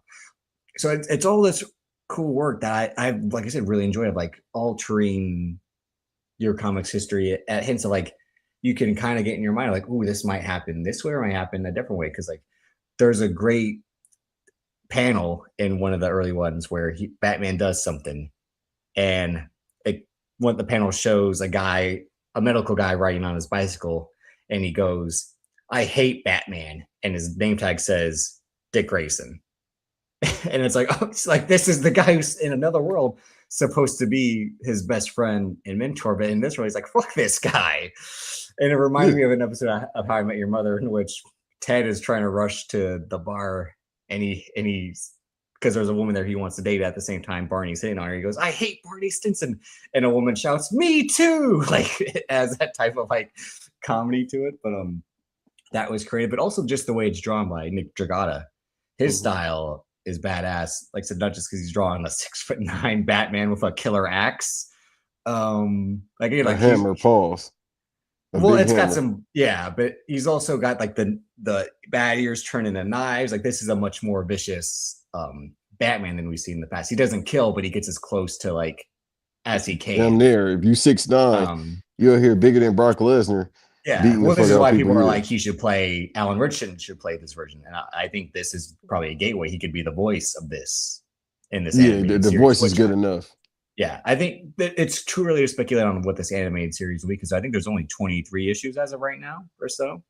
You could do I mean, 23 episodes. you can. Well, they'll probably just do 8 episodes at first because they'll do the whole Spider Verse thing. Like it takes time, and Invincible, like it takes time to draw all this stuff because it's supposed Yeah. to be. But they were saying it's supposed to be 3D animated, so that means probably the CGI kind of style compared to Yeah. the regular 2D animation um, that most of it. And the other thing, the reason I'm excited for this is because it's Absolute Batman. I've never given a fuck about a lot of the DC cartoons, even the Marvel cartoons. Like earlier this week, they dropped the Batman Nightfall animated trailer. And I'm not interested in watching that. Okay. Again, I wasn't interested in the series of animated films that Damian Wayne was in. Because they always just pick the wrong voice actors. They just always pick people who don't sound believable as the superheroes. And it's always a lot of these TV actors who I'm like, the thing about Invincible that I've enjoyed besides the story itself is like, I'm glad they at least spend money to get top dollar actors. Yeah. But the main takeaway is, yeah, like this, trying to rush this due to the popularity is somewhat, like I said, worrisome just because there's only so much to take from unless you literally do like an issue an episode. So we're probably getting 20-minute episodes every year and a half. But DC's in the state Also of close panic. too. Oh, good. My fault to cut you off. So I was trying to look it up. I thought it was the highest grossing like Batman It's been series ever. I highly was like, no, successful. that. Yeah. Well, since last year, they've sold 8.2 million copies for the series. That's insane. Yeah. So when And they say people ain't reading comics, yes, they are. They're reading this because again, and you can tell the like Nick Dragata anime style because Catwoman's helmet is like those big ass Common Rider helmets. And the Robins have these mecha suits again, which are obviously kind of Gundam Robotech influence. So I haven't read Also, much to see it. Oh, good. No, I was about to say also Batwoman. Batwoman comic or No, Batwoman in this series. I haven't. You got to catch up. Yeah, you got to catch up. Okay. What like I said, the way that they've reinvented Red Hood and Harley Quinn and the Joker, that aspect. The part I've enjoyed the most is this version of Alfred being this MI6 operative, who obviously worked with Slade Wilson because he has the same type of Deathstroke armor and is alluded to working with Slade Wilson in the past. But my favorite moment, it almost made me cry, which was before he goes out to do, I don't know if it's the main mission where he takes out Black Mask. Again, Black Mask also has like that big manga style helmet. I think it's before that mission. He tells him like, what do you think I'm supposed to just sit here and take care of your wounds and bandages? And then the issue ends where like Bruce Wayne gets pulled out from the water by Alfred and he's like, let's get you cleaned up. And it's like, fucking A, like you got me. Like I'm a mess over here. Like that's He's the like, story I used to be able to afford that. That's the story we know, which is this old man takes care of this young boy. Like I used to be able to afford that, not in this universe. Yeah. So I highly recommend it for our listeners who haven't. And the best character is Bane. That's why they keep showing Bane over and over. The way that they've altered almost everyone except Bane, but their idea, like, no, what if we took Bane and made him like Tagoro meets whoever else, and just that he inflates to a size that's so ridiculous. But even his origin story, again, compared to ones in the past, is slightly altered. But they had to do that. If you're gonna have Batman 6'9", what you gonna think? What you do with Bane? The irony, if he had 5'3" Bane, who was like super powerful, that would be funny. Yeah, they made this one Joe Embiid. Baby alien Bane, just like wrecking dudes, like. And then Batman gonna hem him up after he drink like AB did. Yeah, Yeah, like that would be the irony of it. Like, because again, they are a lot of inversions of themselves, are like turning, like literally transforming Waylon into this weird ass version of a crocodile with this like 40-foot snout Yes. mouth type of thing. Like, it's just crazy artwork. The ones that aren't drawn by Dragata, I don't enjoy as much. They're pretty solid, but when Nick Dragata is drawing the panels, it's spectacular. Um, and it is funny, like when he punts the kid off the fucking yacht is one of the funniest moments I've ever had reading a comic, where the kid's just like, "You won't do nothing about that." And he goes and punts it like an Anchorman when Jack Black punts Baxter off a bridge. Like, that's how I roll. But And the whole time, this whole thing was supposed to scare people. Like these absolute series, they were supposed to actually not scare people, but it was supposed to be what if, because Darkseid won. Well, they Darkseid are always wins. viewed. I didn't keep up to date as much with the Superman one, even though I enjoy how it started. But it is, again, the thought of it is like, these people could be villainous which is the story of all the comics, like in the wrong hands or with the wrong nurturing, could be villains as much as they are heroes. Like the point of, which is why the Absolute Superman was heartbreaking. Like, this is the Kal-El that gets to grow up with his parents compared to the one we've always seen. So when he's separated by them, it makes it, and is never raised by the Kents. He's there for like a day and a half, and the government comes to try to get him. But also, this shows how Batman is the greatest of all time, because not just because of sales wise, and not just because they made a TV show ASAP, but it's the fact of, hey man, even without his bread, this motherfucker Yeah. still.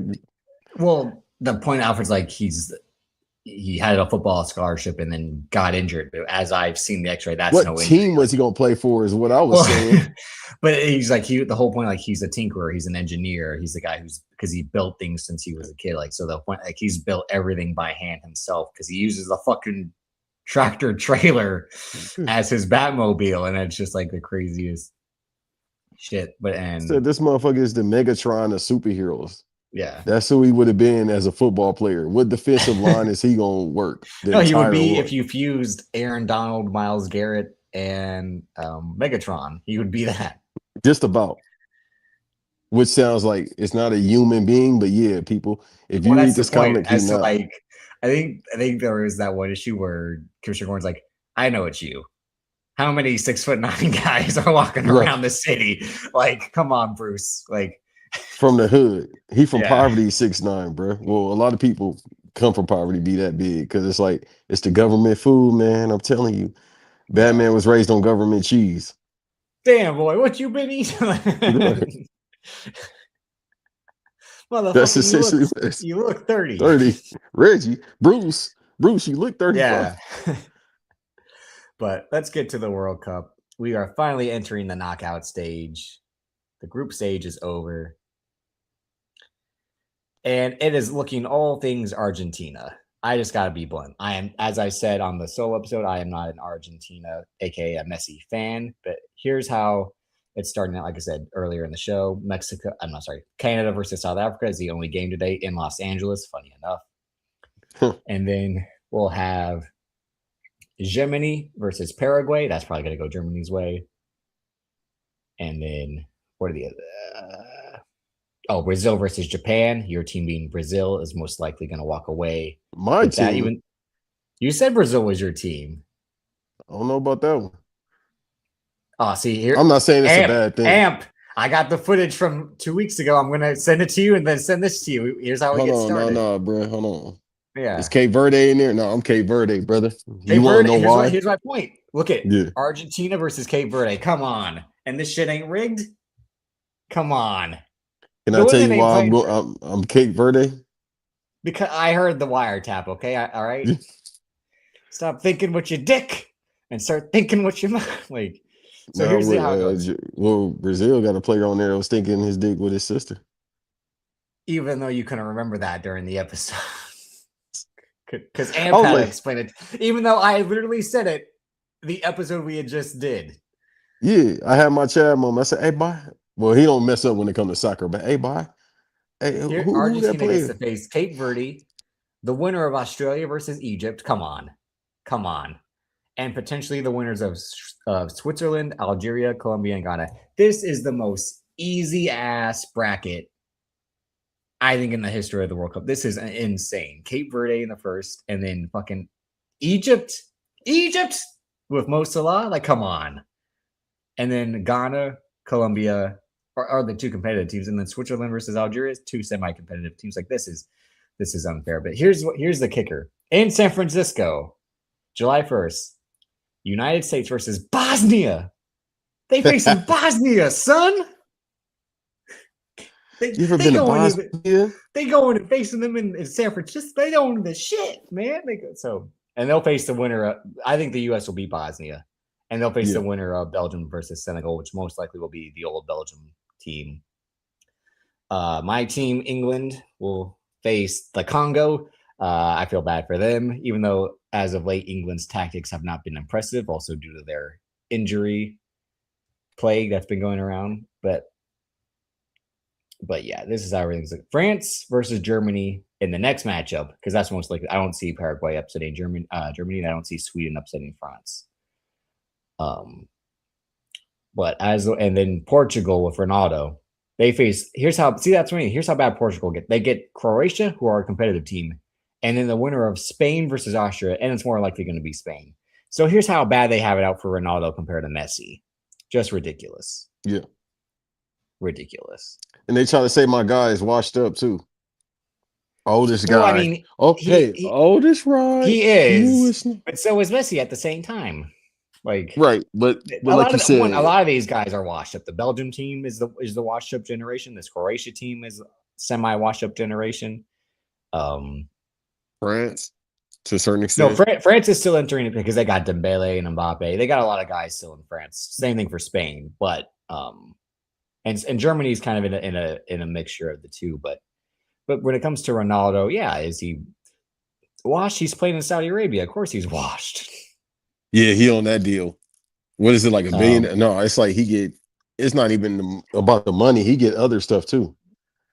Well, it's the money, yeah, but he goes out, scores 2 goals, extra benefits and all that shit. I don't know. Yeah, he get a Lambo, he get a penthouse, some other shit. Yeah, he goes out, scores 2 goals, and the reports are like, "How do you feel about Messi?" It's like, well, here's the thing: they stoke that flame on purpose. So, like, you don't be asking Messi how does he feel about Ronaldo. Like, it's a whole topic for another conversation, especially if they were somehow to meet, which they wouldn't unless it would be the World Cup final itself. Which, if that was the case, then FIFA is on some whole nother shit of trying to rig it to that point. Because I don't see Portugal making that far, but I can see Argentina making it far based off their easy ass group. But the U.S., they barely lost to Turkey. They lost in stoppage time, extra time. And so everyone got on there like USA. They're going to be real competitive this year. Like, they were playing the backup guys against Turkey. They made it a competitive game by doing so, and then they won their group, got an easy team. And no offense to Bosnia, but they are easier compared to the teams that they could have faced. Mm-hmm. And because, as I said, the next matchup being Belgium's old guns of Lukaku and De Bruyne, they could potentially upset them and scare them because they aren't as good as those guys. Yeah. But Cape Verde, yeah, Giselle, shake my again. As I said on this one, all of the women. I think they showed 2. Was it 2 women during the Ghana game that looked good? 2 women that looked good during Haiti, the Portugal game, or was it the? But it's, as I said, this is the best way to scout talent. Scout talent is the World Cup. The Brazil team, yeah. So the knockout stage. You want the green card? I have the green card. Okay. Okay. And then, well, do you have a prediction of who you think is taking it based off looking at that bracket? I still think God it's France. Bless the USA. Come on, don't be Ocho. Be realistic. I think it's France. No, legit. It's either France or America. No lie. What? I'm telling you. You can't believe America can. Let me tell you something. Let me. No, I get you. No, they would have to face. Look at they women now. Spain. I know. Listen Portugal, to me for a second. Croatia, but like, come on. Even with the refs in their pocket, they couldn't do that. Hey, bro, The way I'm seeing motherfuckers patriotic for soccer, like I've That never don't seen that ain't before. fucking football. This ain't no 12th man shit. That don't Hey, work. who be the 12th man on the American team? Well, I mean, the American Outlaws are what they call what they call the U.S. fans, but they're not bringing the thunder like the other countries are. Nah, it's France. It's France. I'm going with France. Yeah, You got a guy that they is saying basically is the third greatest of all time right now. the way that Mbappe plays is just like Yeah, unfair.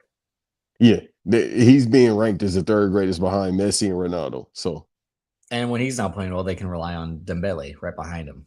So yeah, that's compared to like how if Holland isn't Erling Holland is if he's not playing well for Norway, Norway's like oh I mean they also got Udgard, but still it's just like you don't fall for that USA propaganda. I didn't think you were that gullible to fall for that USA propaganda. Like no, they beat Australia and Paraguay and drew with Turkey. Oh my exactly. god! Like Was I that me and said, you that talked about how they just set it up for them to win? I It was said something. that when it broke Yeah, down, like because in that USA HBO series, the goaltender who was the one that lost the game to Turkey because he fucking sucks was the one like when he saw the grouping of Paraguay and Australia, he's like, "Hey, this is an easy group for us." And the guys looked at him like, "Shut the fuck up! You're the reason why we lost." Like Matt Turner, yeah, Matt Turner's a bum as a player, like you not as a making it person. hot here.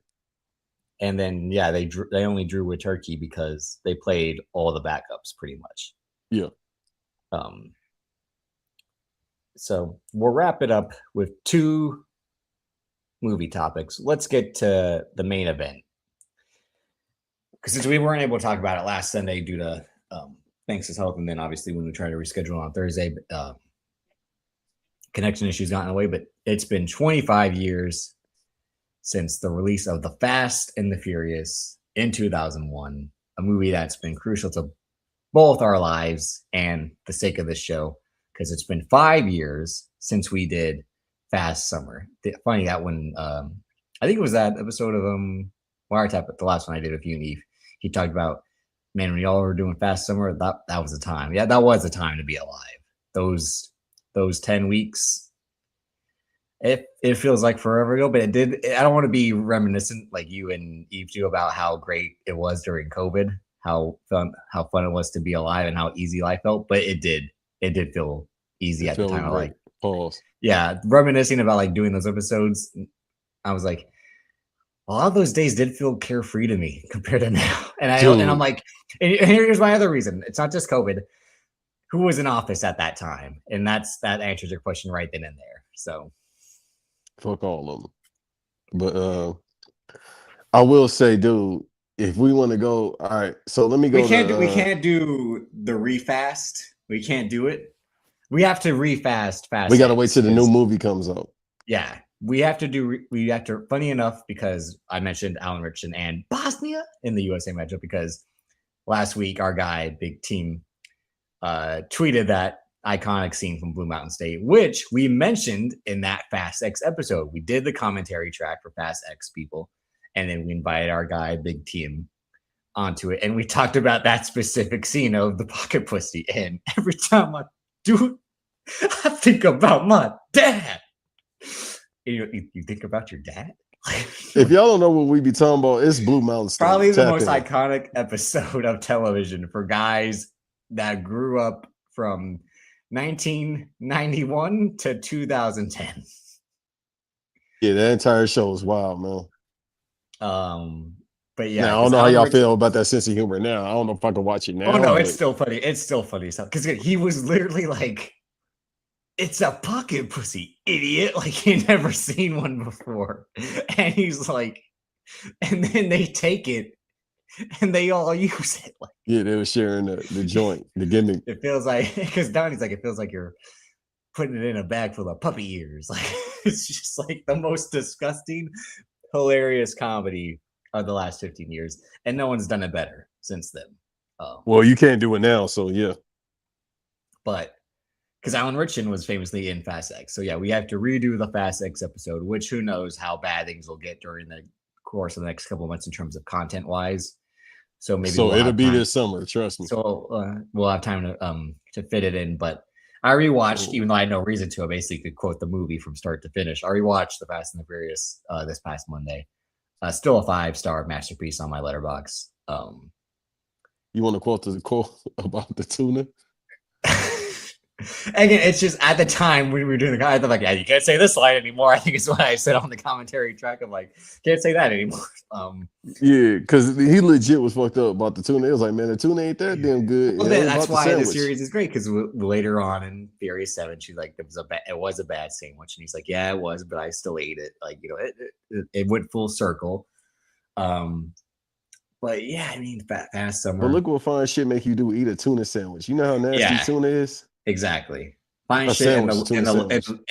the mutual love for another man. That's what it would do. Because what Fast and Furious shows is he literally was just as much in love with Dom as he was with Mia. Because the whole point of Ted Levine's character being like, you know, Brian, it's always been Toretto. It's always has been Toretto. Hector Are you and doing Sean Tran. Connery voice? No, that's how Ted Levine talks, because Ted Levine talks with a Chicago accent. Did you see the clip of Joe Sakura, aka Tommy, on the is it Tony Ayo and Uncle Murder podcast? Did you see that clip?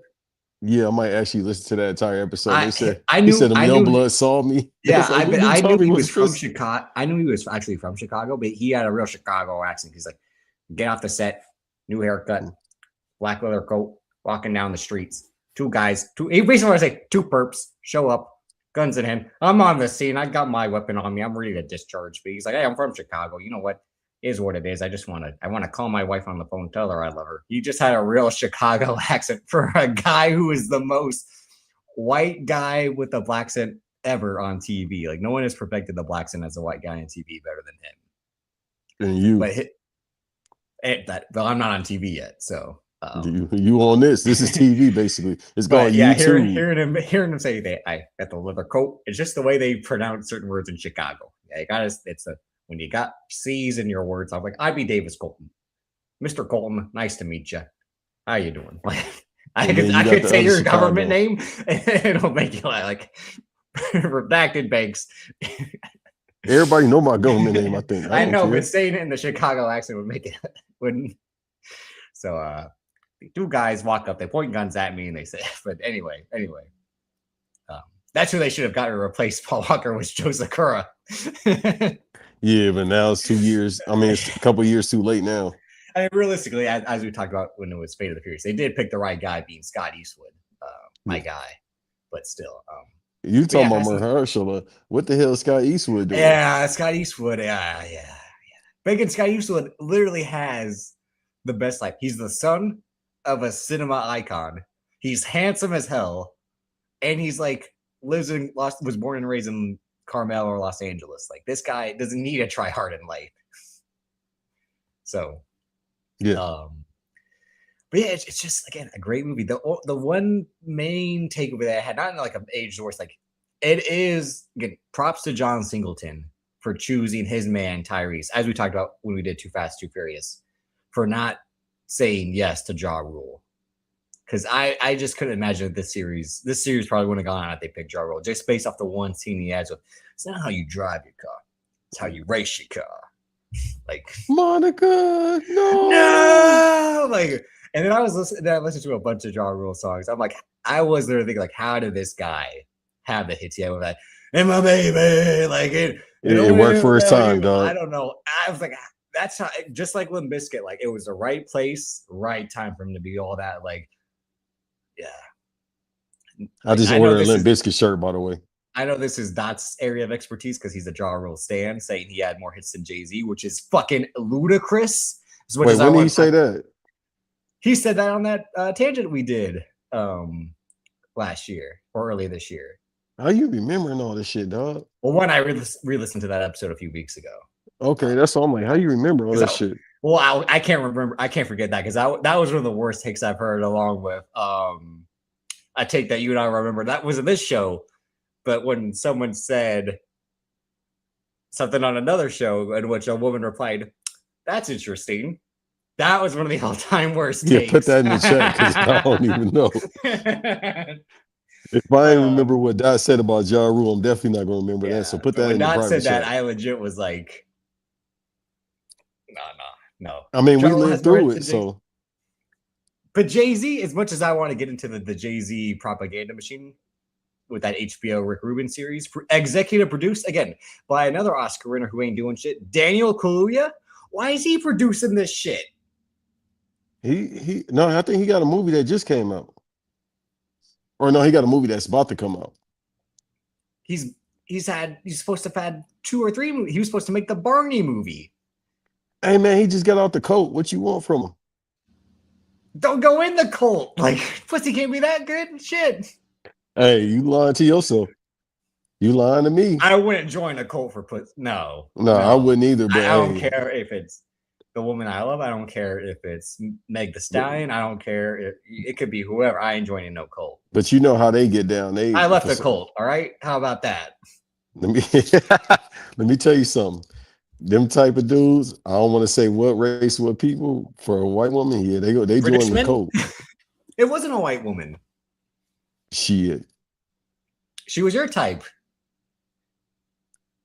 Define my type. Again, do I have to play the wiretap audio of Ethan Amp saying Banks has a type and it can't be darker than me? Hey, that was proven the other day when I was kicking with this female. She wasn't light, but she was light. I said, damn it. Here's another thing, we're watching it. When we talked about the TV show, what the TV show could be about. Would you want a show if it was focused on Dom and Johnny Tran? I forgot to mention that when we talked about that. Because don't forget, he alludes to being cool with Johnny Tran until the business deal and fucking his sister. So if the TV show really was about Dom Toretto post Lompoc building up this reputation and working with Don, would you be interested if the show was about that? No, they got like 4 or 5 shows coming out, so they got to do something. That was the lie. They said it's only one show, and did you see Vin Diesel's post yesterday? I don't follow him, but I just see it on IG Explore. That's what I'm saying. It again. This guy has to be checked. Like, doctors have to examine his brain. He posted a picture of Paul Walker and then spoke about the earthquakes in Venezuela. And I'm like, how does that correlate? It correlates to him because he's able to connect it like he's Charlie Day and Always Sunny. Like, it's just so much like, again, no self-awareness, no nothing. Let me see, though. He might got dementia. I think he was dumb to begin with, if we're being honest. Because here's another thing about the Fast and the Furious in terms of, to reiterate certain facts, because I don't remember if I said them on the time when we did the commentary track. He told a guy who was initially supposed to write the script that it's a movie about cars with the feeling of a Bruce Springsteen song. But Paul Walker famously pitched it as Donnie Brasco meets Days of Thunder. So, like, that's how we know one man's mindset versus the other guy's mindset.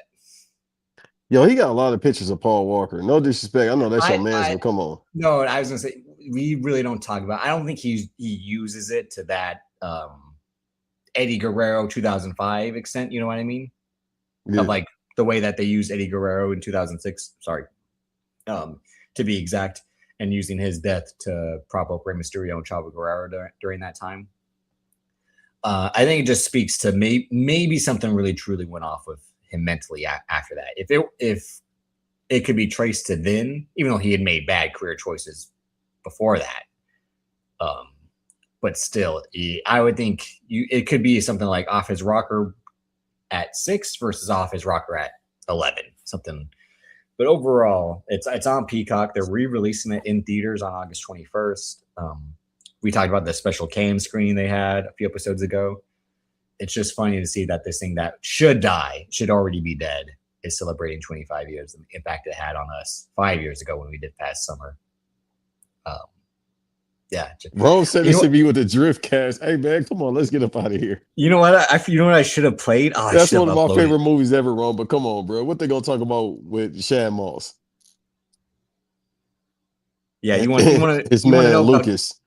You want to know about Twinkie? You want to know what he's selling fake Jordans that LeBron doesn't even have? I do want to know how he got to Japan, even though he talked about it. He's an army. He said he was a military brat. Yeah. Yeah. That would be great, but at the same time, bro, that ain't worth no show. I'm trying.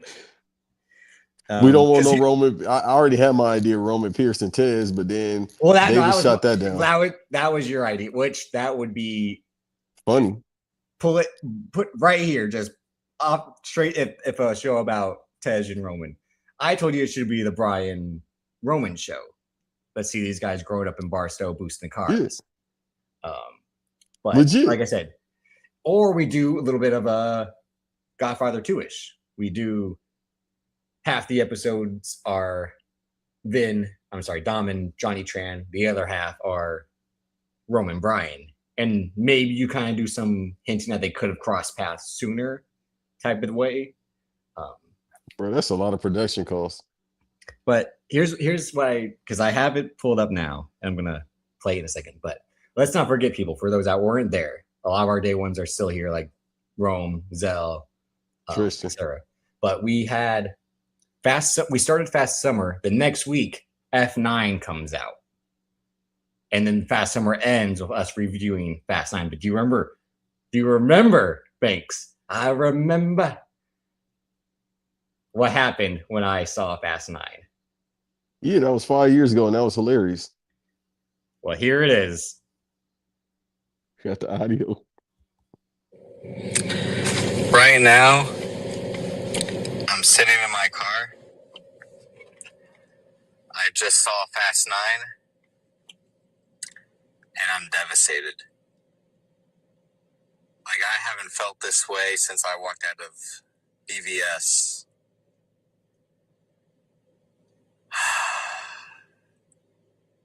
Damn shame. Truly is. You woke up, you said, out of an Undertaker-like slumber. Duh. To hear me be purely defeated as to a movie that had been built up so high in my life with the intersection of Fast and the Furious and my favorite wrestler of all time, John Cena, colliding, and it's a horrible movie. It's truly bad. I'm looking right now as we speak to see if I got that saved. I gotta have it saved. The audio? Yeah, I'm trying to see right now. I'll just send it to you, but like it's because it's in my bookmarks. No, but I think I saved it in real time. Like I said, I woke up from a drunken slumber as SmackDown was on, and I saw that, and I was in hysterics. I went right back to sleep after that. Yeah, that's dark times, and even darker times ahead with Fast X, as we'll get to at some point this year. Fast and Furious, like I said, on Peacock, rewatch it, masterpiece. Great Erickson core cinematography. Great Brian Tyler score. Really good direction by Rob Cohen. He made Triple X, Stealth, 2 movies I enjoy, but obviously aren't as good. And we'll wrap up with our final topic. As we had talked about, for the month of June, we were going to start our BVD movie club, where we select a movie that we haven't seen in a while, or just kind of wanted to break it down. And that movie was Scarface, because I hadn't seen it really since I was in 7th grade, maybe 8th grade. We also gave each other movies to watch. I'm going to take a rain check on mine. Banks wanted me to watch Dreamgirls because I've never seen it. I'll watch it next week, because here's Banks. Here's how I can teach you how to get women. Kiki's been wanting me to watch Dreamgirls. If I watched it without her, she'd have a fit. But now I can save it, watch it with her, and get bonus points. That's how you get women. That's how easy it is. That's how you understand them, like I do, instead of doing the shit you do and shooting yourself in the foot with them.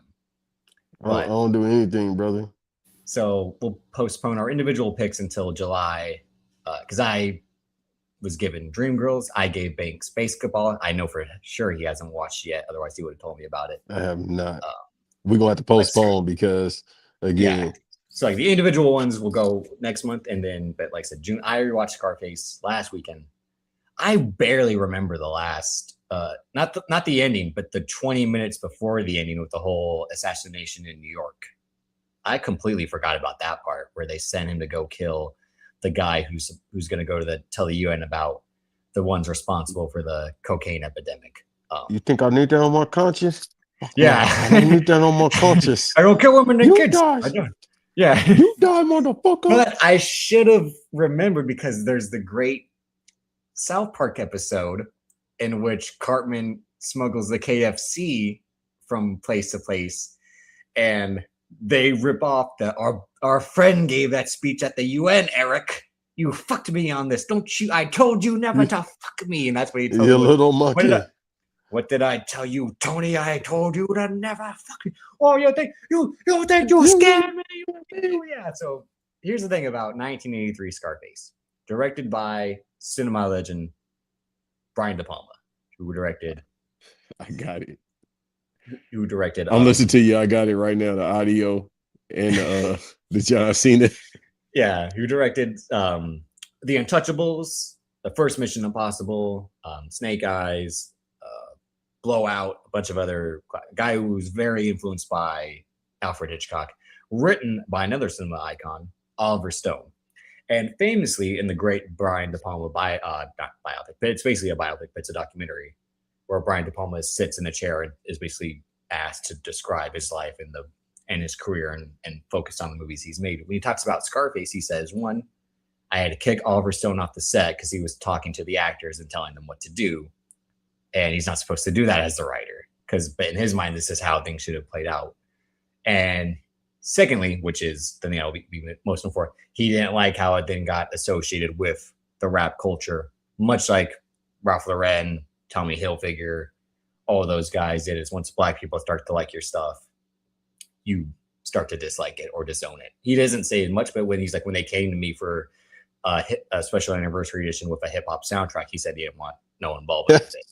Because then they intercut clips of like there's the Jay-Z video, or is it a Puffy video, in which they sit in the big hot tub with all the bubbles for a song, and then they play obviously "The World Is Yours" by Nas, famously the "World Is Yours" icon. So that legacy of it, he wasn't as fond of in the way it was perceived, because at the time I think he just viewed it as a paycheck movie. Like, you got this script, he kind of wanted to focus.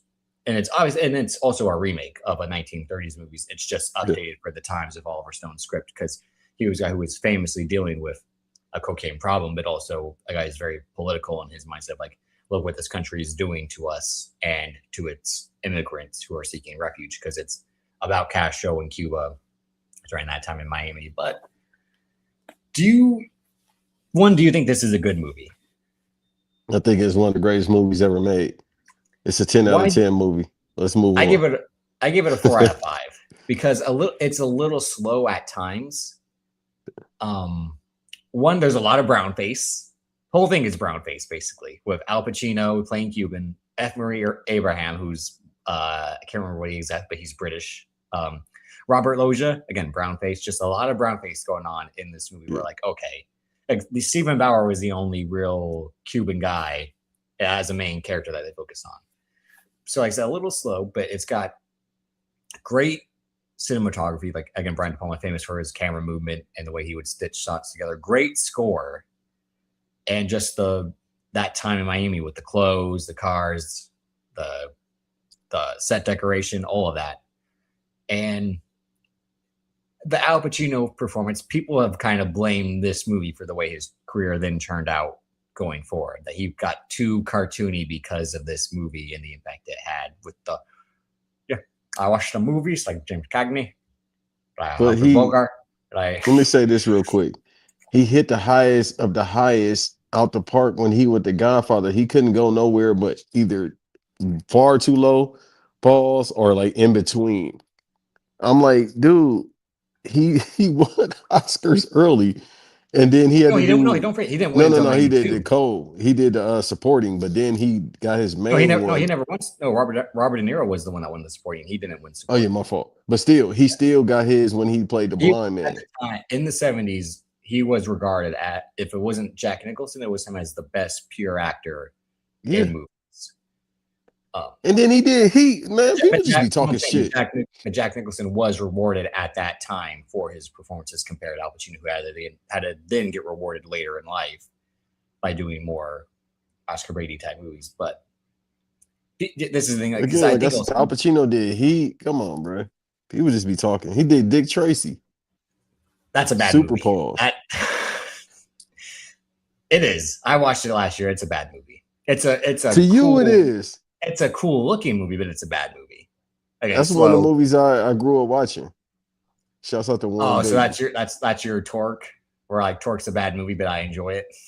Yeah, when Or Al Pacino had a big ass nose. to keep it comic book related, League of Extraordinary Gentlemen. I love that movie, but it's a bad movie. It is, but I like it. It's But an I love it a FX lot. classic. Yeah, but so that's your version of that being Dick Tracy, but yeah, it's a movie where Oliver Stone is trying to stay a lot with what Snowfall basically was, which like the government's the one influencing the cocaine epidemic, and they're not doing anything about it, which we all, Reaganomics, that aspect, and confronting. I'm sorry, that in our guilt into, but also is the rise to power really worth it? Because as we've all seen in real life and in other movies, people take the wrong lesson from this movie. You should not want to become what Tony Montana becomes, because you'll end up dead in a pool with nothing. All because your goal is to achieve so much power that once you have it, you fuck it all up. And I think that's why my brother, other people who've watched this movie take the wrong lesson. Like, yeah, it's cool to do all this and that just to get money and hoes and all that. But once you have it, you got the target on your back. Once you have the target on your back, you slip up, you fuck up, life's over. Right. So, and I mean, It's that's definitely why one of the most quoted movies ever. again, fly but I can fly. Again, it's all the say Like hello to my everything is little a friend. quote damn near from him in that movie. Yeah, it's a great performance. It's just an over the top performance, is all it is. But also, a lot of people are kind of over the top. Again, like I said, it's a lot of brown face, so a lot of people are acting over the top as people that they are clearly not Cuban or Latin of any extent. Stephen Bauer excluded. But even the again, like Mary Elizabeth at Master Antonio is his sister. Come on, like how's she supposed to be Cuban? Look at her, like Yeah. she's the most non-Cuban woman ever.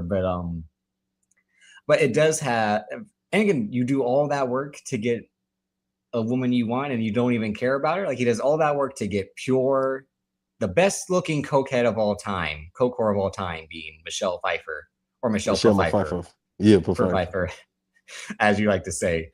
The best a coke whore has ever looked on screen is Michelle Pfeiffer in this movie. And by the time he gets her, he doesn't even want her. Her womb is so polluted. If I put a baby, nothing that come. Like that's like, but like I said, it's the movie where it's like, yeah, you shouldn't want it to be this type of guy at all. Not, like none of it. I mean, but everyone takes the wrong lessons from it. So I thought it worked in that aspect. Yeah, so 4 out of 5. Good movie. I haven't watched it in a long time. Did you play the Scarface game? I got it right now. I was about to say like that, and that was the era we had a Reservoir Dogs game, a Scarface game, Trash, just like the movie. A Godfather. You think Reservoir Dogs is Reservoir Dogs is better than Godfather? You all right, bro? Hey, look, No, this out the is. mud, dog. No, Reservoir Dogs is better than Scarface. This is out the mud right now. Tony Douglas, 85. Sorry, I didn't mean Godfather. But Reservoir Dogs is better than Scarface, but Godfather is obviously better than all of them. Okay, Not the game, the movie. Yeah, to you, I'm like Godfather. It's better than Godfather. You tweaking, but okay, now you clean that up. Yeah, I mean, that's not a bad take. I just don't like Reservoir Dogs, but cool. Well, but and again, I think the best scene is the scene that you and I have been going to, is the take a look at a bad guy, because it's a scene that rings true today of like, you sit there and you look at me and you say, that's the bad guy. Take a look at you. Here I am. Say goodnight. So say goodnight. I'm honest. I'm honest even when I lie. Yeah. And all the stuff about it. All I got is my dick and my balls. My word and my balls. That's all I got in this one. And I don't break them for nobody. Again, and it's also famous for the push it to the limit, which again, another South Park episode famously recreated when Cartman tries out for the Special Olympics, and he does all the work studying how he should dress, act, talk with the push it to the limit. Limit past the point of no return. which they rip off again in Team America. You need a montage. I'm talking about a montage. Even Rocky had a montage as he's doing all the training to become the super agent. Yeah. Iconic movie and the poster, obviously the black and white with the red font, and the red font carries throughout the movie. But we mostly associate that poster now with the Latino heat. Eddie Guerrero T-shirt and the impact that had on all of us. I'm surprised Universal didn't try to sue. I bet they probably did, and then Vince McMahon said, "I'll write you the fucking check," or maybe because at the time they had gone back to USA, so maybe they could have worked something out then. Because this is a Universal film. Yeah. So maybe they did have somewhat of a relationship still by that. But and first of all, Vinnie Mac didn't even know what Scarface was when Razor. I love it, pal. I love it. Yeah. No, he said he didn't know what it was when Razor Ramon did it, and then he did say, "I love it" after that. Yeah. He was on the Scarface. We know that. He's literally said, "I can do enough of this and never get addicted." Well, the thing about addiction is you think it's not enough, but it's enough to most people, just not to you. That's how you know you're addicted. I'm trying to think of what else I had thought of while watching it in terms of like, I can't remember that or that, but like you said, extremely quotable. All that. I think Michelle Pfeiffer. Gorgeous woman. Yeah. No wonder she's playing Catwoman, or she looked like a pretty cat or something. And famously, again, the scene at the end. Oh, that was the other thing in the Brian De Palma doc. He talks about how he shot the shooter at the end, and Steven Spielberg was on set that day because Steven Spielberg and him had been friends since he was part of that generation of Francis Ford Coppola, George Lucas, and Martin Scorsese. So like Spielberg was on set the day they did the big shootout in the mansion, and they had all that coverage because there's like 4 different angles of guys shooting at him from below the balcony, from behind the pillar, and all that. And Steven was like, "Oh, maybe you just should put a camera there." And he's like, "Oh yeah, what about there, Steven?" They were just like coming up with all these angles for like the explosions and the squibs and all that. So it's just like, it kind of made me want to watch the original 1931 just to see what that one's like. But let's not forget, this is also a movie that they've tried to make for the last 10 years with a quote unquote updated version in East Los Angeles.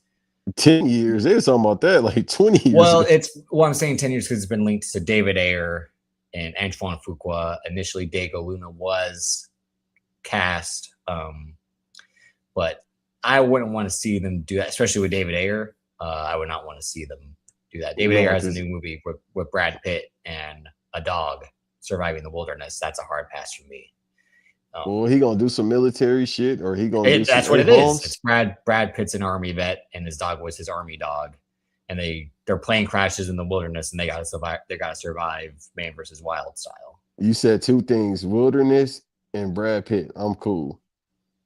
But the other, just keep the dog. The dog is a better actor than him. Well, I don't want to have this fight with you right now. Brad Pitt's a great actor. I'm not having this. We don't have the time for it. But there's a movie that's on HBO Max right now that I want to submit for our July movie club. It's a movie, again, I've only seen once, and I haven't seen it in the last 12 years. Do you want to take a guess at it? It's a 90s movie, 90s action movie. Thelma and Louise? No, but I've never seen Thelma and Louise. So that you could say that for July's pick for me to watch it as usual. I want to rewatch Michael Bay's The Rock. Classic. As our movie club pick. Because like I said, I've watched it one time. Remember kind of being underwhelmed by it. Of like, oh, that's all. But I think because the expectations have been set high. So I want to rewatch it to see if I kind of misjudged it. Especially how we view Michael Bay now, even though his career is kind of in the shitter post ambulance. But I want to put July's movie club of the month is The Rock on HBO Max currently, starring Sean Connery, Nick Cage, and Ed Harris, and a bunch of other that guys. Welcome to The Rock. Welcome to The Rock. Great idea of the only guy to break out of Alcatraz has to break into Alcatraz because they've taken over it with nukes. Like, people, great movie. I'm from the era of movie ideas. That's what it'd be. Yeah, Yeah. Well, Like, again, wait a minute, he got out, but he going back in for a reason. It's always yeah. something with the government. It's always we got to save America. And Well, there's that movie again, Mercury Rising, where it's the kid, classic.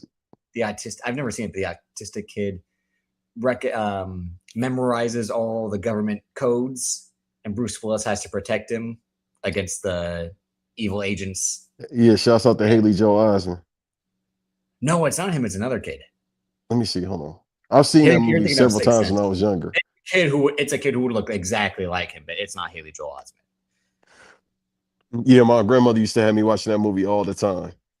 But that was the era, like you just said, of like crazy ass ideas. Where it's like either Bruce Willis, Michael Alec Keaton, Baldwin was the villain, I think. yeah, when he stopped wanting to be a movie star. He this villain still. He's still one of my favorite actors. So, as we talked about with problematic faves, he's one of mine for sure. So that's like I said, The we'll do chief the from individual. Undercover Brother was in it too. That was the Pops and Roll Bounce. Oh, Chi McBride. Shout out to Chi McBride. I've been seeing a lot Yeah. of roll bounce clips lately, and I've never seen the movie. Sleep. Hey, bro. There you go. There go another movie. Watch Roll Bounce. Well, no, then that'll be August's individual pick for me because, like I said, July our individual picks. We'll do, like I said, Basketball and Dreamgirls. So you'll want me to watch Roll Bounce in August, and I'll give you a movie you haven't seen before for August. But thank y'all for tuning in. We got to get going. Appreciate y'all sticking with me, especially on the solo episode run that back. Broke down the first 9 picks of the NBA draft. Talked about the San Francisco Giants pride hat scandal fiasco. More so than a scandal, it's a fiasco. What else? I really didn't talk about the Giannis trade too much. I said I wouldn't have done it if I was the Celtics, so they made the right choice. And some brief World Cup talk, about Ronaldo finally scored and how England looked good against Croatia, but so against Ghana. But we'll be back. We could probably record an episode when I'm on vacation next week. You said we'll before see. or after? During. There's a chance that we could. Oh no, I'm saying there's a time where she would have to run an errand, and I would probably have time to knock one out if you were available. If not, you can find Banks on a Random Acts Podcast's Patreon with AMP, where they do the bonus episodes every week, or on Wiretap. I know there isn't one in the queue, but there will be one next week where him and AMP again and Eve do Wiretap. Wiretap just came out.